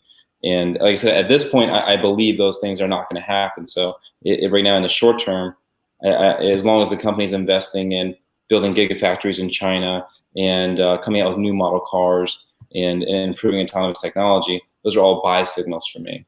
And like Forlon mentioned about the EPS not being right, and Benjamin Graham would stay away from it, and he'd miss a home run. I think for those reasons that investors are missing a home run. But yeah, to answer your question, if gross profit margin doesn't grow after the Model Y comes out and cross-utilizing parts with the Model 3, that would concern me as a shareholder. And sometimes you got to cut your losses. Cool. So you're gonna cut your losses. Be honest about it. I say I was wrong. Yeah. So you're not gonna be like Jose and just keep adding when the stock goes down, right? That's the risk plan. Jose, you're that. Jose, are you gonna change your plan? Because Jose executes very, very well. For example, for Ford, when it actually got down, he actually bought a lot. I think after even they report earnings, right, it gapped down, and then he actually added to his position, and then he sold when Ford actually started to go up and trend in the other direction. So that's also a good strategy to have when the stock sells off. But for you, you're gonna cut your losses if something bad happens and things like that. So that's also a good strategy. How about for your if the company can't make good on their promises, right now, I'm believing that they are, and also it's strange that the stock's gone nowhere in 5 years. It hasn't been a it's good. just the same spot. Yeah, it's in the same spot. But like if you went back 5 years ago, and they came out and they grew their gross revenue by this much, they did all. It's like you would think 5 years ago that investors would be happy with that. Which to me is kind of strange, but I guess there's so much. The bears have gotten control of the stock, and what's one of the comments here about 30% of Tesla shares are currently shorted? Like, there's a lot of pressure against the stock right now, and I think how long can that go on for? I think it eventually will soften. And I think it's been beaten up so much by short sellers that it'll wear away. So in the short term, nothing structurally has gone bad with the company. They're growing. And like I said, they're not making money, but they're investing so much back in that with these tech companies, at what point, like I said, if you're okay with missing home runs, but we've seen time and time again, Facebook took forever to make profits. Amazon took forever to make profits. How do you let those opportunities pass and investing in great companies? Shouldn't we use other metrics to try to learn and hit some of these home runs? Yeah, sure. I agree with that. How about Jose? You about to say something? Yeah, I was gonna say a lot of people use technical analysis. They use the metrics and stuff like that to see, look 5, 3, 4 years ago, to identify good opportunities, right? And some people they just know. I mean, they've been in the game for 5, 10 years. They've been tracking these companies. They can tell a good price. A good book to read on looking for huge breakout companies is actually by Peter Thiel, however you pronounce it, called Zero to None. Are you guys familiar with Peter Thiel? He was actually he was a co-founder in PayPal with Elon Musk, and he was early investors in Yelp, early investors in Facebook. He's done such a good job at finding opportunity in nothing, or what he calls nothing, zero to none. Every investor should read that book too. That was a good one. So from him, and he's invested in Tesla well. But Peter's a great person to follow, I think, as far as finding those untraditional investments that give huge returns. Awesome. So we talked about your risk management plans. Eventually you can cut losses if things go sour and things like that. How about for your gains? You just mentioned like within the next 2-3 years of your 10,000 position turns into like 30K, you're going to lock in your profits, right? What if it just continues above that? Are you going to add to your position? Are you just going to keep holding if everything just works out for Tesla and your other positions? Or you're not going to get greedy and things like that? What's like your profit target? I probably will get my price target is probably start liquidating somewhere around when the stock were, if it were to double, and then probably if it went threefold, I'd probably be out of it, and I'd probably leave a lot of money on the table. But like I said, probably in cryptocurrency where I made a lot of money, then got greedy with it. I learned, it's okay to not make the maximum. But if I get a 300% return in a few years, you can't get greedy, and you have to stay humble as an investor. And then I would park it in something I find more conservative, and that's cash flowing real estate. Yeah, I know somebody was giving me, somebody was asking me why you sold your Tesla, because I got Tesla on M1 Finance. I don't touch that. That's forever, right?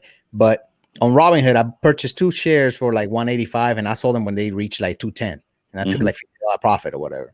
And somebody was asking me, well, why don't you hold it a little bit longer for 220, 230, 240? I'm like, I don't know if it's gonna keep rising. You know what I'm saying? Like I know I got a certain amount that I like to make out of it. Yeah. So, and that's when I sell. You know what I'm saying? I don't get greedy. So, but I'll likely be a shareholder to see through the Model Y. They're unveiling a new truck, the Semi, and I want to see how far the autonomous technology goes. That's when I think you'll see. That's when you'll see the stock grow in valuation. And at those times when all that stuff happens and the stock does grow in value, that's when I would get out. Okay. Very cool. Yeah. Okay, so that's really awesome that you actually have a profit target. First, if you make a 300% return on it, you're just gonna lock in your profit. That's what comes with experience. That's the thing that I like about it, is because you had experience with Ethereum, making money, and then you got greedy, and then maybe you didn't. Maybe the stock retraced back. I mean, their position retraced back. Maybe you couldn't capitalize on it, but taking profits is really something that I like and I respect. To me personally, I like it. To me, that's sometimes even more important than like selling when you're going down. You know what I mean? Like knowing when to like get out of a position when it's at its the top, reach. Yeah. So. Yeah. For sure. Yeah.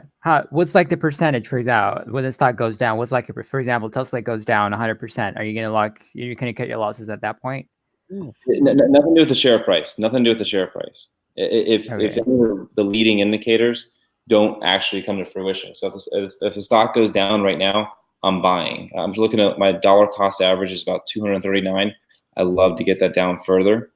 I don't know if I'll have the opportunity to, but again, we have Shanghai opening. That's a bullish sign for the company. We have the Model Y getting released.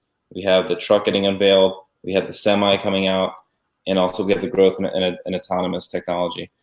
If even if half of that doesn't go well, like I think there's still reasons for the stock to go. So I really have to look at it and see if it goes. But the price doesn't indicate it, because again, short sellers can come and mess with it, and Wall Street can have fun with it.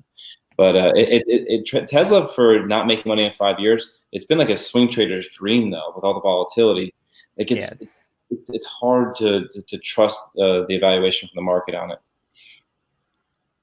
Cool. Yeah. How about for your other stocks? So for your Baba, for your home, for your Avi, is it the same plan that you have for them too?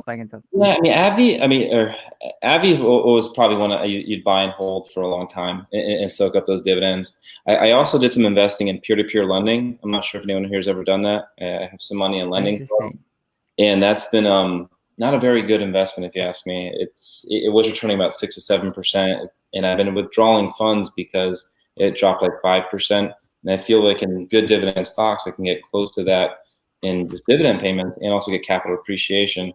So I think dividend stocks would probably hold for a long time as a better vehicle than holding my money in a checking account. Home is kind of a speculative bet on me.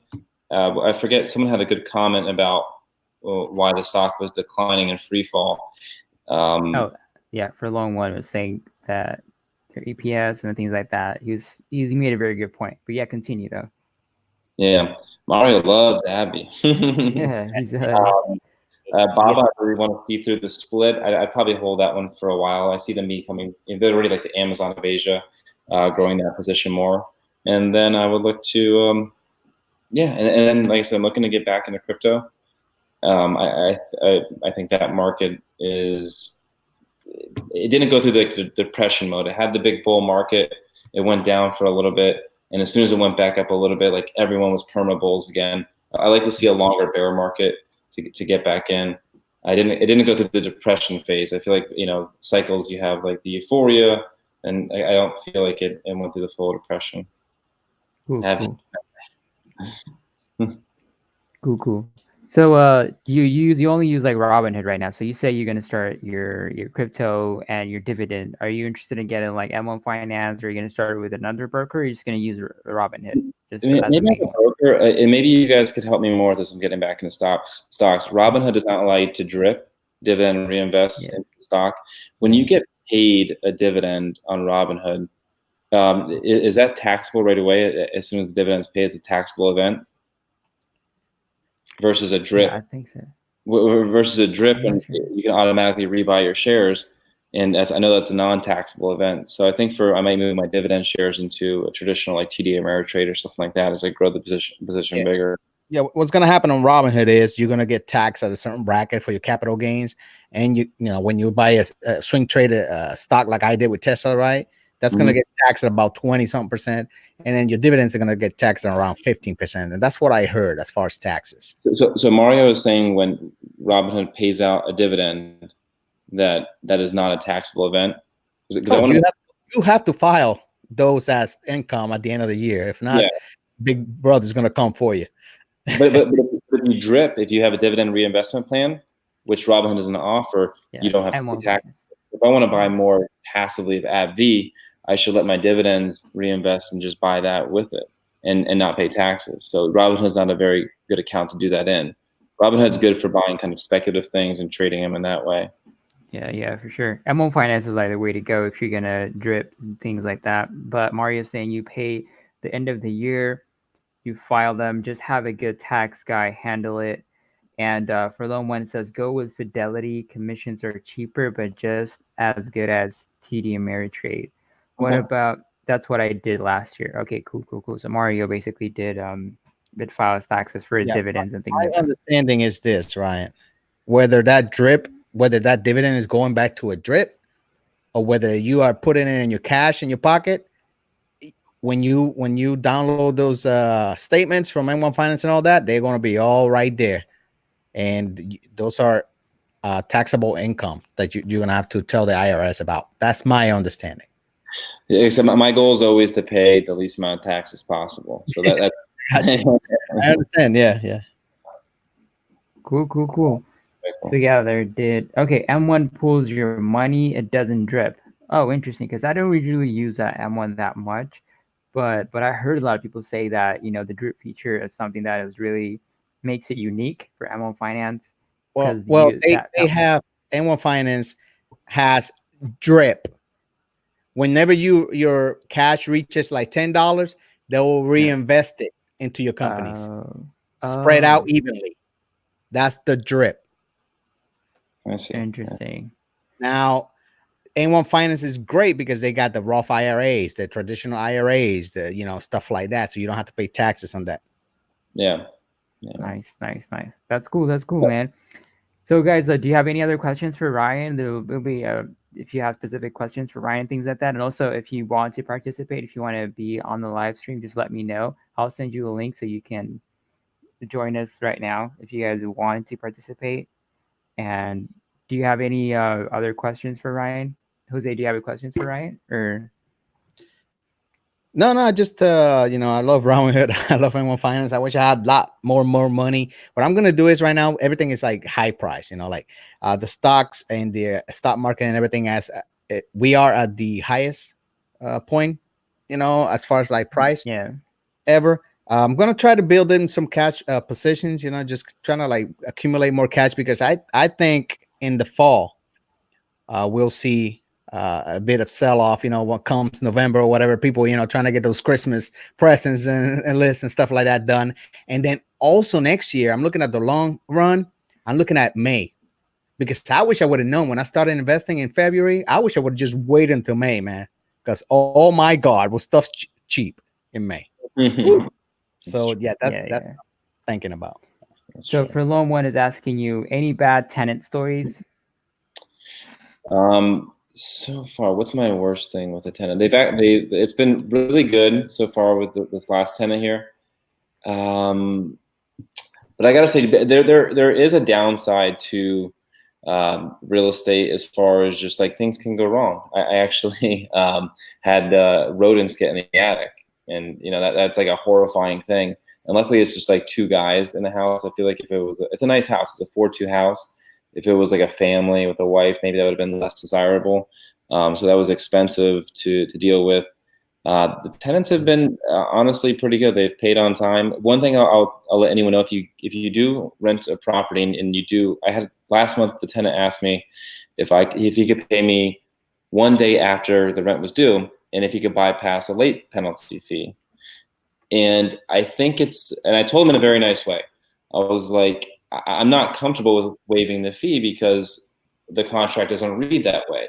What's the point of having a contract if we're just going to say, like, you're a nice guy, I like you a lot, but if we don't go by what the contract says, why do we even bother to sit down and write one? So make sure, if you're going to, even if you're friends with the people, create a working document and really honor that. And I told him, look, if you want to, he has from the 1st to the 4th to pay me. I'm like, if you need to the 5th, if that works better for you, let's amend the contract. But no matter what, we honor the contract. I have no problem doing that. But so he ended up coming out. He paid me before. He didn't want to pay the fee, but I think you really fall into slippery situations with that. But so far they've been really good. A little wear and tear in the house. I walked in there. One of the lighting fixtures, one of the shelf, actually kind of bothered me. What is that? A light bulb cover was like broken, and it's gonna be hard to replace or find the same exact thing. So like it bothers me like different times of the day. Like I Google and try to find it. Just little things like that. So if you're gonna get real estate, like Jose, you're gonna use a management company. Absolutely. How are they gonna handle repairs? Yeah, and they'll take care of everything. I'm leaving. I don't want to have to worry about anything. Besides, I won't be around to do the repairs. So yeah. So nothing too bad so far. I had to deal with rodents, which wasn't fun. And always honor your contract. So make a working contract, and even be nice with the people. Don't be their best friend, and make sure you get paid on time. Yep. Cool. So Tasha saying, yes, that's why I was thinking a property manager would be best, especially for women. Okay, that's interesting. Yeah, for sure. So I saw a video about Tom.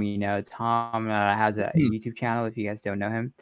And he just made a video about his passive income. And his property manager emailed him saying that the insurance company did not cover the majority of the damages that was done to his property. So he needs to pay more, things like that, So still, just because of the insurance, if you have the property manager, if you need more money, they're going to contact you, right? If they need repaired money, things like that, right? Yeah. Well, if you have a good property manager and good insurance and all that, unless there's like a tornado or something or a hailstorm or something, something catastrophic happened, you should be, all right. And what you should do, you have to plan for these things. So I make a $700 monthly cash flow, but I back out $200 every month for future repair and vacancy to the property. This way I'm not hysterical when I get this extra bill that pops up. If I don't have any major repairs for 2 years, I already have $4,800 ready to fix it. And when I left the property, I fixed up everything anyways. So just don't surprise yourself. Put it in a high interest checking account, with Wealthfront or any of these other online things, and let the money sit there. Treat it like a business. You always have to reinvest into your business. Don't be scared to do it. Keep your property in good shape so you can attract good tenants moving forward. And that'd be my best advice. Yeah, for sure. So for Long One says, do you include utilities to the rent? He's asking you that. No, I do not. But I do pay for the pest control services because I want to make sure it's taken care of. That they take care of their own utilities, and I think that's probably good to do because you don't want to fall in a situation where if they don't have to pay for it, they'll probably likely be less careless. With lights left on or running water, utilities. Don't leave those things in your name if you don't have to. No. Cool. Awesome. So Mario wanted to join, so I sent him the link. So if he wanted to ask you some questions and things like that, he just popped up, but he went out. So great questions from 401. Yes, for sure. Yeah. Yeah, Does does he have a channel or no? It doesn't look like it. He's had a lot of good questions. No, he doesn't have a channel. Yeah. But hey, any last words? Like Ryan, just tell us about like just summarize your YouTube channel and all of that, and so we have like 9 people watching right now. So Yeah. for that one shot. Yeah, guys. So thank you so much for watching. Like I said, my goal with my channel is to show you my investments. I did a house tour of this house. Like I said, I just bought it. I gave some tips as to how I made $40,000 initially when I bought the house. So like when you buy new construction, you always want to buy early in first phase before the amenities are built out. I did a whole video on how you can make quick equity in that way. And I'm just documenting everything that I'm doing. And right now Tesla is something I'm interested in doing. So we talked about that a lot tonight. But you can just see everything. And it's cheaper to learn from other people's mistakes than your own. So if I make a mistake, you can learn from that. And if I do something right, maybe hopefully you find that to be helpful as well. But if you haven't already, please feel free to come to my channel, subscribe. I respond to all the comments. And like I said, just excited to grow the community more. And I appreciate you having me on the show, Daniel and Jose. Thank you, guys. Oh, you're welcome, man. Mario, what's up, man? What's up? No, because I want to get into real estate, right? At the moment, I'm actually saving enough capital so that I could put. I'm thinking 20%, mostly because I'm in California. So if you're in real estate, so you know how California is over here. Very expensive. Yeah, so I'm over here. I'm trying to look for like a duplex, maybe in the $300,000, $400,000 range, because that's cheap over here, right? No, that's a really good price. Where in California are you? I'm in Los Angeles. If you get one for 300,000, that's a steal. I mean, I think they're more expensive. Well, I've seen some for 400. I've seen lower ones at like 300 with tenants already, but I think they just need minor upgrades to them.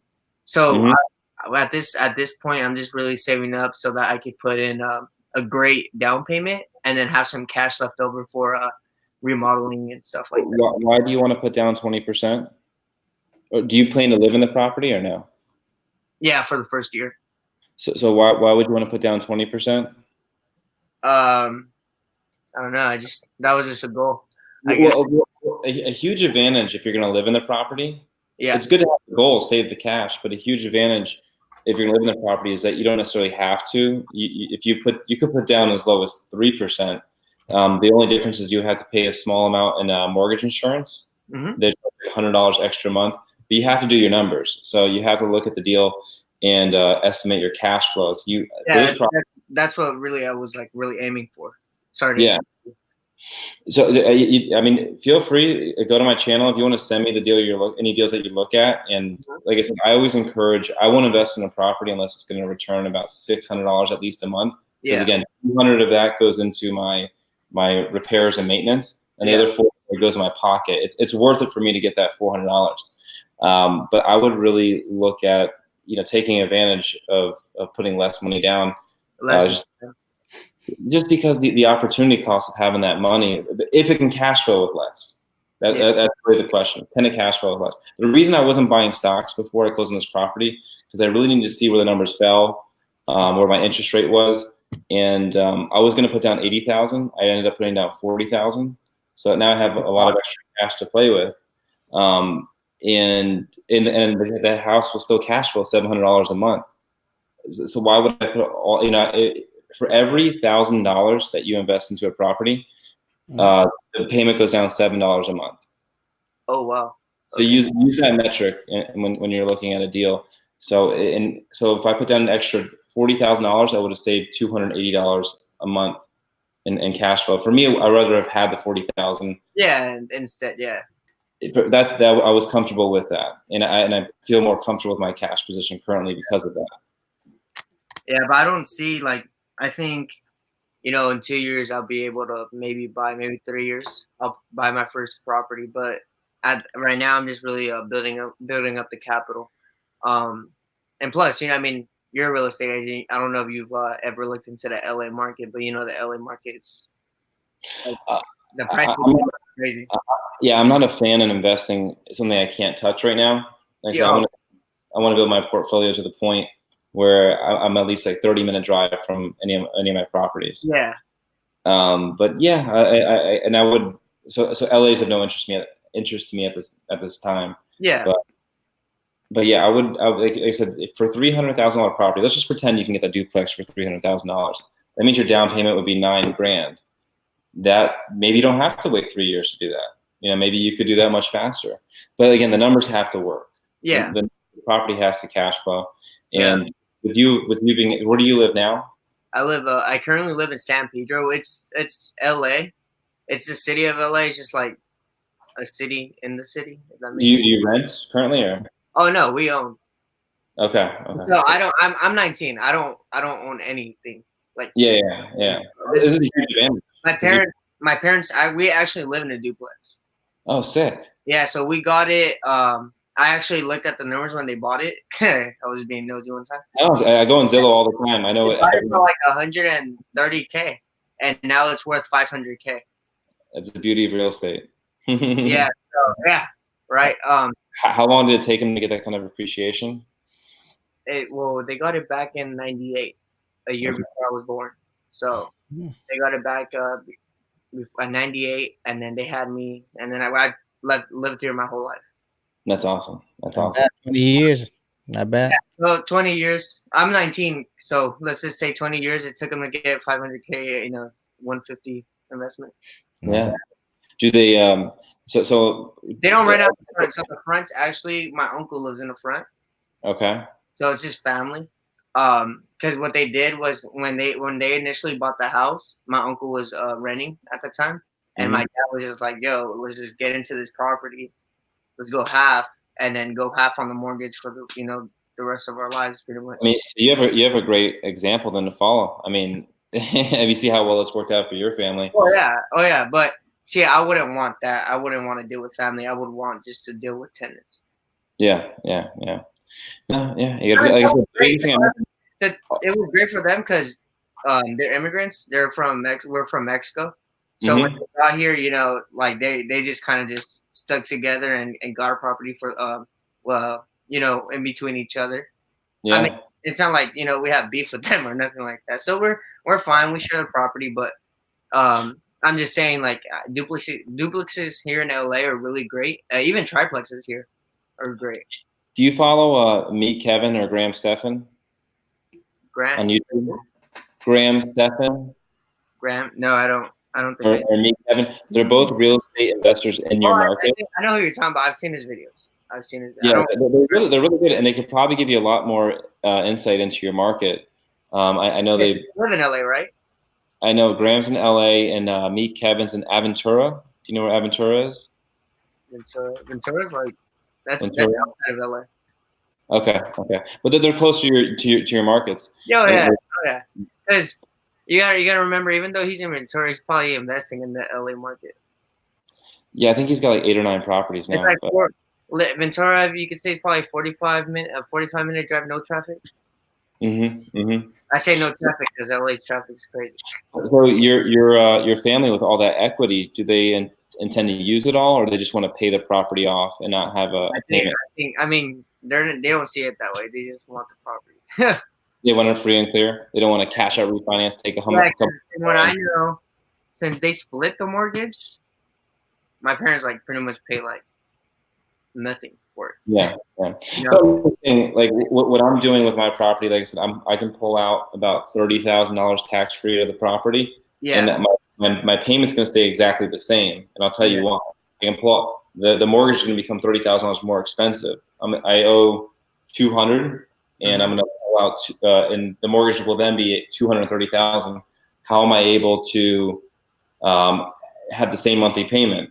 Well, I'm going back a few years on my mortgage. So there's 26 years left on the mortgage. I'm going to go back to a 30, and the PMI is going to fall off the house. So actually, I get $30,000. I still get that $700 a month in cash flow. Yeah. But I didn't have anything doing that. But that's a savvier thing. When, like I said, if you're going to get into real estate, follow bigger pockets and try to do what's called the Burr method. Yeah. That's what I'm doing. Like my plan is to buy them out. You want to buy their house? No, I want to buy out the whole property. For $500,000? Is that a good deal? Look at you, Mario. Look at you. You're gonna kick them out after that, man. You're gonna kick them out, right? I'll tell my dad I'll pay off the property if you give me ownership. Hey, so Ryan, we got a question from Forum. He's talking about REITs versus real estate. What do you think? Like I said, REITs. I mean, like I said, I've seen some that can go up to like 10%. They're paying, and that's a good return. So far, I'm able to get higher returns not doing REITs, and I have more control of the property. But I think as far as diversifying your portfolio, it's probably a good thing to have. I don't own any current REITs. I was intrigued by a Chris Invest video about REITs, and I probably look to add some later on. But it's tough, man. Like there's something about owning your own property. So like I bought this property here that I'm sitting in. It's in like such a cool neighborhood. It's an agrihood. So what that means is our HOA, we pay 2 full-time farmers that we have a 5-acre working farm in the middle that make all my fruits and vegetables. Like it's just like cool that I own this property now. And the next property I'm looking to buy is probably in Jupiter. And that's like a cool fisherman town. And the other home I own is like by downtown Palm Beach. It's just cool. Like, I don't know, it's fun. Like to say I have these different houses where I don't get the same excitement from just holding something on a digital screen. There's something cool about having like the actual physical thing. So Gotcha. Yeah. it's the first agrihood in South Florida. So I think it's going to be very bullish. It's in a nice area called Wellington, Florida. It's got a huge equestrian community, a lot of disposable income. I could get very good rent and tenants. They'll probably take very good care of the property. Now, how many properties do you currently own? Just the two now. Just the two now. Yeah. Okay. Yeah. Okay. We got Shane from Satisfying MSG asking, anyone looking into TPR? Might be a good swing trade this week. TPR, what's that? What do we got? What is TPR? Yeah, the stock. TPR? What is TPR? Shane, what's TPR, my man? Nobody knows what TPR is. Is that Tupperware? What is that? Yeah, must be one of those obscure stocks. Cash. Now you said that it goes to make 400 to 600 in cash flow, right? Correct.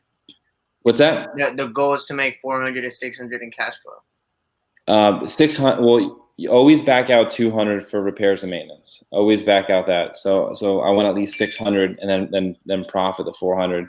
And for me, I like real estate. I'll kind of share my backstory a little bit. My uncle, or not my uncle, my grandfather came to this country from Cuba, actually post Cuban Revolution, in his like he was a millionaire in Cuba and literally lost everything, but came to Florida and retired in 10 years by acquiring rental property. Now he lived like modestly, but he was older and he was able to do it. And for me, that's what the ultimate thing of real estate is. The passive. It's very passive, the revenue. When I collect my rent every month, it's like there's something about making passive income that you did nothing really for. You went a whole month without doing anything and getting paid for it. That's the ultimate goal in what real estate provides. It's good. Yeah, he says it's for sure. Tapestry. I never heard of that company. Anybody heard of Tapestry? I don't even know what that is. Oh no. I'm just looking at the stock right now, but we can just have pull it up. But yeah, but that's good to watch if you're watching that stock. But yeah, we only have like 2 minutes left. So if you guys do you have any other questions for Ryan, and he already made a closing statement too about his channel. If you don't have him, go check out his YouTube channel. He has awesome YouTube channel. And Verlome once said that his channel is gonna blow up by next year. Yes, he's definitely gonna blow up. I hope so. I gotta catch up to my wife. Yes. So Jose, do you have any last words about your channel? What's your upcoming videos coming up, or any plans, giveaways? Yeah. Well, first of all, make sure if you want that awesome T-shirt and the earbuds, you got to comment. Say you want it, right? Second, tomorrow, episode 5 of Why We Buy. Nice. It's going to be on Disney, so you want to stay tuned for that. Cool. Why We Buy Disney? Yeah, because they reported earnings and it went down. It didn't went down that much, but it's I was looking at it. Yeah, it wasn't that bad. Mario, what are you besides AbbVie? What else are you investing in? Oh, right now I pretty much sold everything because of the correction. Because I swing trade a lot. Okay. This past week and these past 2 weeks, I've been swing trading a lot. So I just been, keeping some, making some capital gains. But Nice. I've really been keeping AbbVie. That's like my long-term stock right now at the moment. What has you most bullish on AbbVie? What was that? What has you most bullish on AbbVie? Oh, just the fact that they're undervalued a lot. Yeah, and what's your biggest indicator that they're undervalued? Oh, well, so I initially bought in. I just bought in one share back when I was at like 78 before it went down, before they acquired Allergen, and then I did that, and then usually when people react bad to stock, it usually goes up. Yeah. So I had bought in a lot, and then I went up, and I made like 1,200 in capital gains. Damn. And I could have pulled out, but I didn't. So then when it went back down, I was down almost 1,000 in capital gains. But instead of selling, I mean, because your average cost and all that, I know. So instead of selling, I just bought more and lowered it. Yeah. So I bought about $500 or $600 around there. So when the last dividend payout, I had I think 200 shares, so I got paid out 214. Damn. And That's so good. Isn't that passive income like the best? Like that's exactly. what I'm here for. Yeah, so now I own 330 shares. Nice. So I'm just putting it up, and I mean, what was it? Friday it went up. It shot up. It did like a little shoot, and then it went down. So it's wanting to go up. It's gonna break out. I'm gonna buy more tomorrow, I think. Yeah, it's gonna. Give it a month. It's gonna break out. It's probably gonna be at the $70 mark. I think so. And I said PPC Ian. He's a very good investor. Do you follow his channel?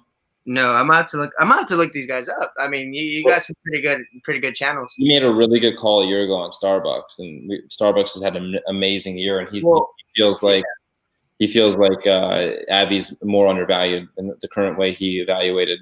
Yeah, it really is. So. The Morningstar values it at 102. I mean, I don't believe it'll get to like 102. I believe it'll get into the 90s. Yeah. Maybe at 100.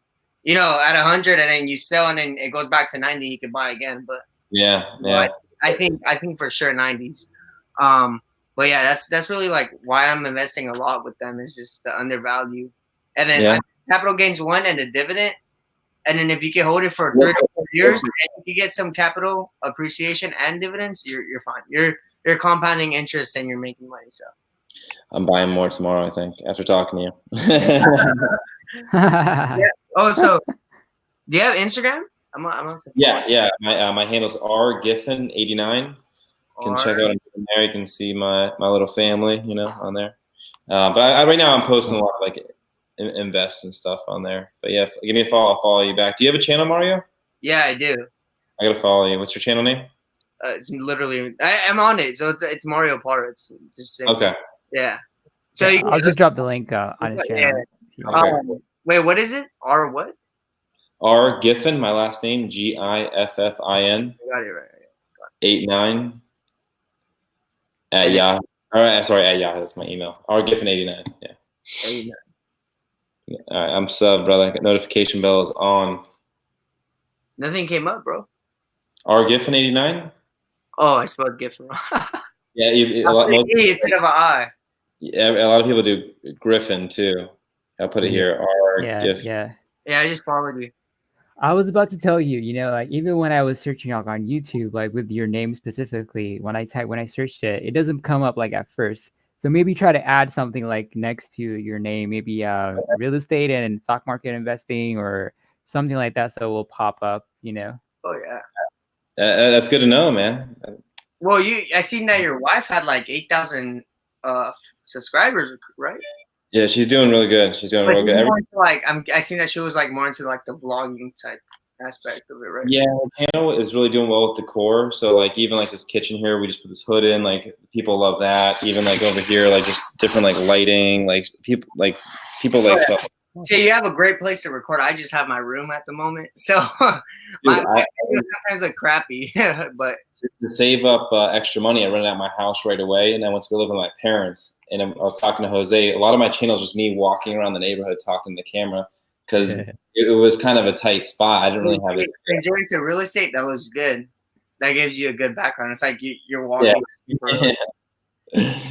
Yeah. Another great channel for you dividend investors. His name is Andre Jink. I don't know if you guys got that. I don't know if you can see it right there or not, but he's got about 100,000 subscribers. Andre Jink. He's like Russian, and what he does every Monday. Does he have an accent by any chance? I don't know, but he buys Nah, he he buys doesn't. a dividend stock every Monday, and Oh, really?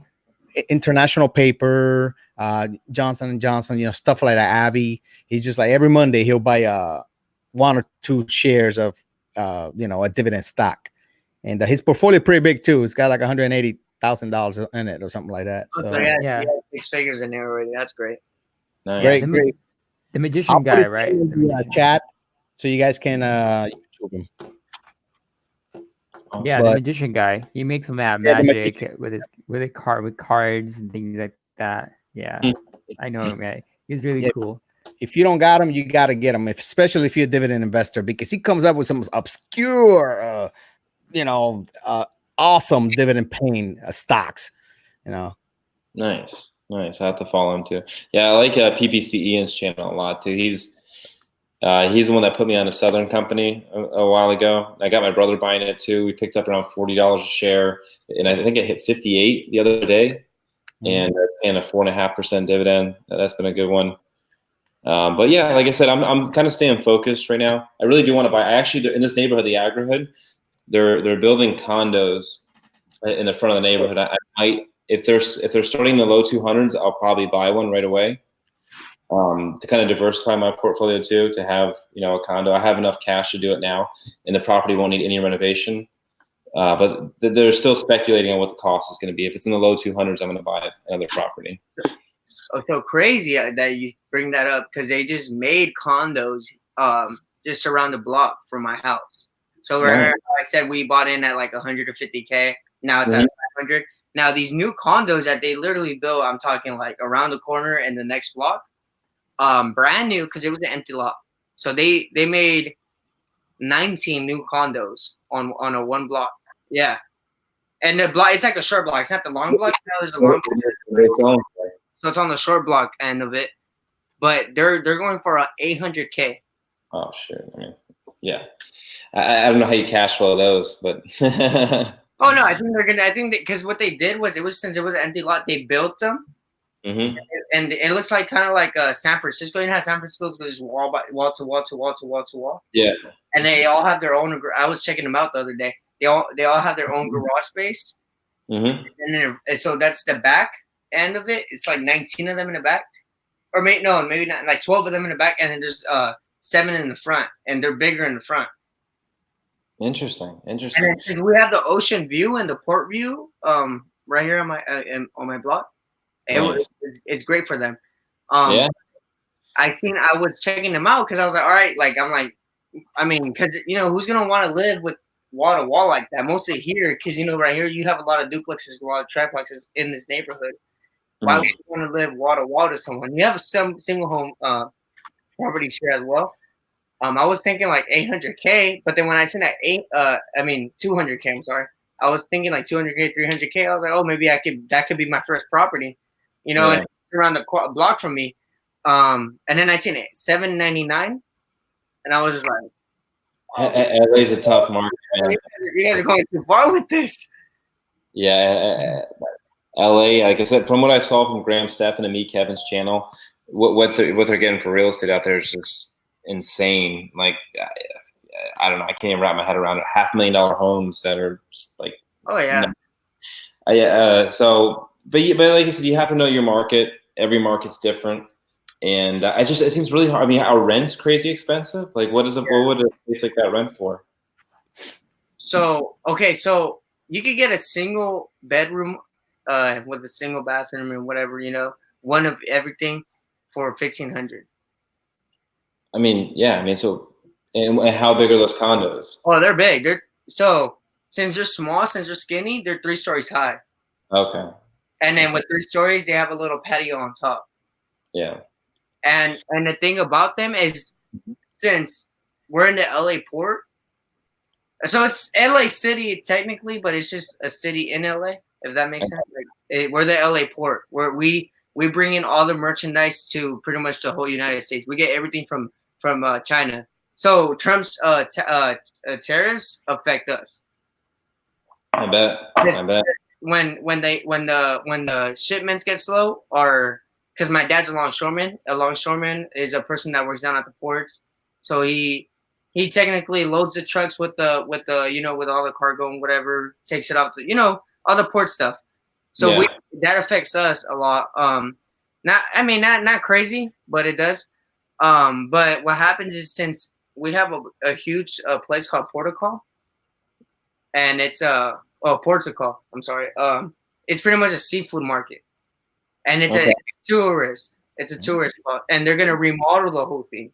Okay. So they're remodeling. I've to LA, man. I've never been. I've only been to the Pacific Ocean. I went to Costa Rica once and Vancouver. I got to get out to LA. Yeah. So they're remodeling everything, because when we moved here, when my dad came here, it was pretty much just a port city, and it pretty much wasn't really nothing special, And then now they're upgrading and they're pouring in money into into our city, and that's what's making the markets go up and everything. That's why my goal is to buy out my dad and my uncle's property, have my uncle live there. I won't charge him, because that's my uncle, But I would for sure have this property, and I would turn this into a 2-unit, and then rent this property out. This is one I'm currently in. Okay. I would move my parents out of here and get them another property. Yeah, like I said, follow my channel. Any deals that you look at doing, I'd like to help out and. Oh yeah. I'll for sure hit you, like, if anything, but like right now, I do look into them, but right now, since I don't have the capital I want to have just for investment purposes or anything like that, I'm just kind of just focused on more on capital. Yeah. Okay, because you're young, you're not married, you don't have kids, you can room hack every room. Like that's one thing I didn't get a chance to do. So what's room hack? What do you mean by that? You just rent out every room in your house. What the fuck? Rent out the rooms. Really? Yeah. Go on YouTube and search for house hack, and you will see like tons of videos. But anyway, you guys, thanks a lot, Mario. Thanks a lot, Ryan. But just last words, Jose. You had your last words, right? Jose, do you want to repeat it, or I'm about to close it out? He did. Oh yeah. Oh, what? He just left. Okay. I think maybe something like that. Maybe he got cut off or something. But Mario, last words. Oh no, I have a couple more questions, but I'll probably ask. Oh, cool. Yeah, go ahead, ask him out. That's all right. Oh no, it's just pretty much like, because I'm really, like I said, I'm trying to get into real estate. So I start with stocks, but I'm really starting with stocks just to build some capital and then turn into real estate. But I see, like, kind of like, in Florida, the market's a little different, because here it's all about, like I said, multi-family units here. Yeah. It's mainly duplexes to fourplexes here. That's really the market in LA, and that's where the money's at. I mean, like I said, you get a 1-bedroom for $1,500. If you have a triplex with 2 rooms in them, you're making at least $2,000 on all of them. You're making $6,000 a month. I mean, we're talking before mortgage and taxes and all that stuff. Yeah, and you would cash flow a portion of it. Yeah, so you're probably gonna cash flow maybe $2,000, $3,000 of it. Yeah. Well, I think the biggest thing is, like, you can get up to 4. You mentioned 6 units in the comments. My goal would be to have a 6-unit. But the problem is the financing then turns to a commercial loan from a resident. You can get a 4-plex for a commercial loan. I would really encourage you to probably do that. The problem is, when you get into 6 units, you're not only you start competing with really big investors that can crush you, that can put down 35-40% and force cash flow. It gets very difficult in the commercial sector, and that's why like companies like Grant Cardone has created his own bank to get away from the whole commercial lending world. Yeah, good thing. Like, good. I didn't know that, so that's glad that I learned something new from you right now. I appreciate it. So Rico, where'd you go? He said it. I think he probably had some Wi-Fi difficulties or something like that. Yeah. But yeah, we're just talking back and forth. And if you don't have the Yeah, I'm back. I don't know what is going on with the internet. oh, cool. It's all good, man. But anyway, guys. But thanks a lot for joining the live stream. I have to just go back there and give shout outs to everybody that joined. Thank you for Kevin, for Shane, for Olam One for participating, and J Mac for Tasha, and everybody that participated. I really appreciate it. Thank And you. just go and check out Ryan's channel. Also, Jose has a video coming up about why we buy Yeah, tomorrow about Disney. So definitely be on the lookout for episode that. 5. Kevin is back. Peace, homies. Awesome. Have a great night, great life. Thank you, Tasha. Do you have any last words except for Abby? Don't talk about Abby, bro. Oh, Okay, Mario. Okay, doesn't. Okay. what was that? No, give us Oh, if you want, I have a go new check video, out his channel. Motivation Okay, Monday, like I always do every Monday, but that's about it. cool. All right, cool, man. Yeah, that was a good Q&A session that you had with Ryan. Ryan really has lots of knowledge with and real estate and things like that. So you're connected with him, so you can definitely get to check out his Oh channel. yeah. But everybody, thanks a lot for participating. I really appreciate it, and I hope you join us for Thursday. And if you want to participate, I think we'll have Kevin and his girlfriend on Thursday. Yes, So Adventures on Us. I can't wait. yes, I Kevin can't. and One of my favorite. Alicia. One of Yeah. my favorite Wow. channels. Peace out, ladies and gents. Thank you, J Mac. I appreciate it. Ben, was an awesome show. I appreciate that, Ben. Thanks for participating and for joining. Have a wonderful night, everybody. Take care, boys. Have a Thank go. you. Hey, ladies. I just learned that my chat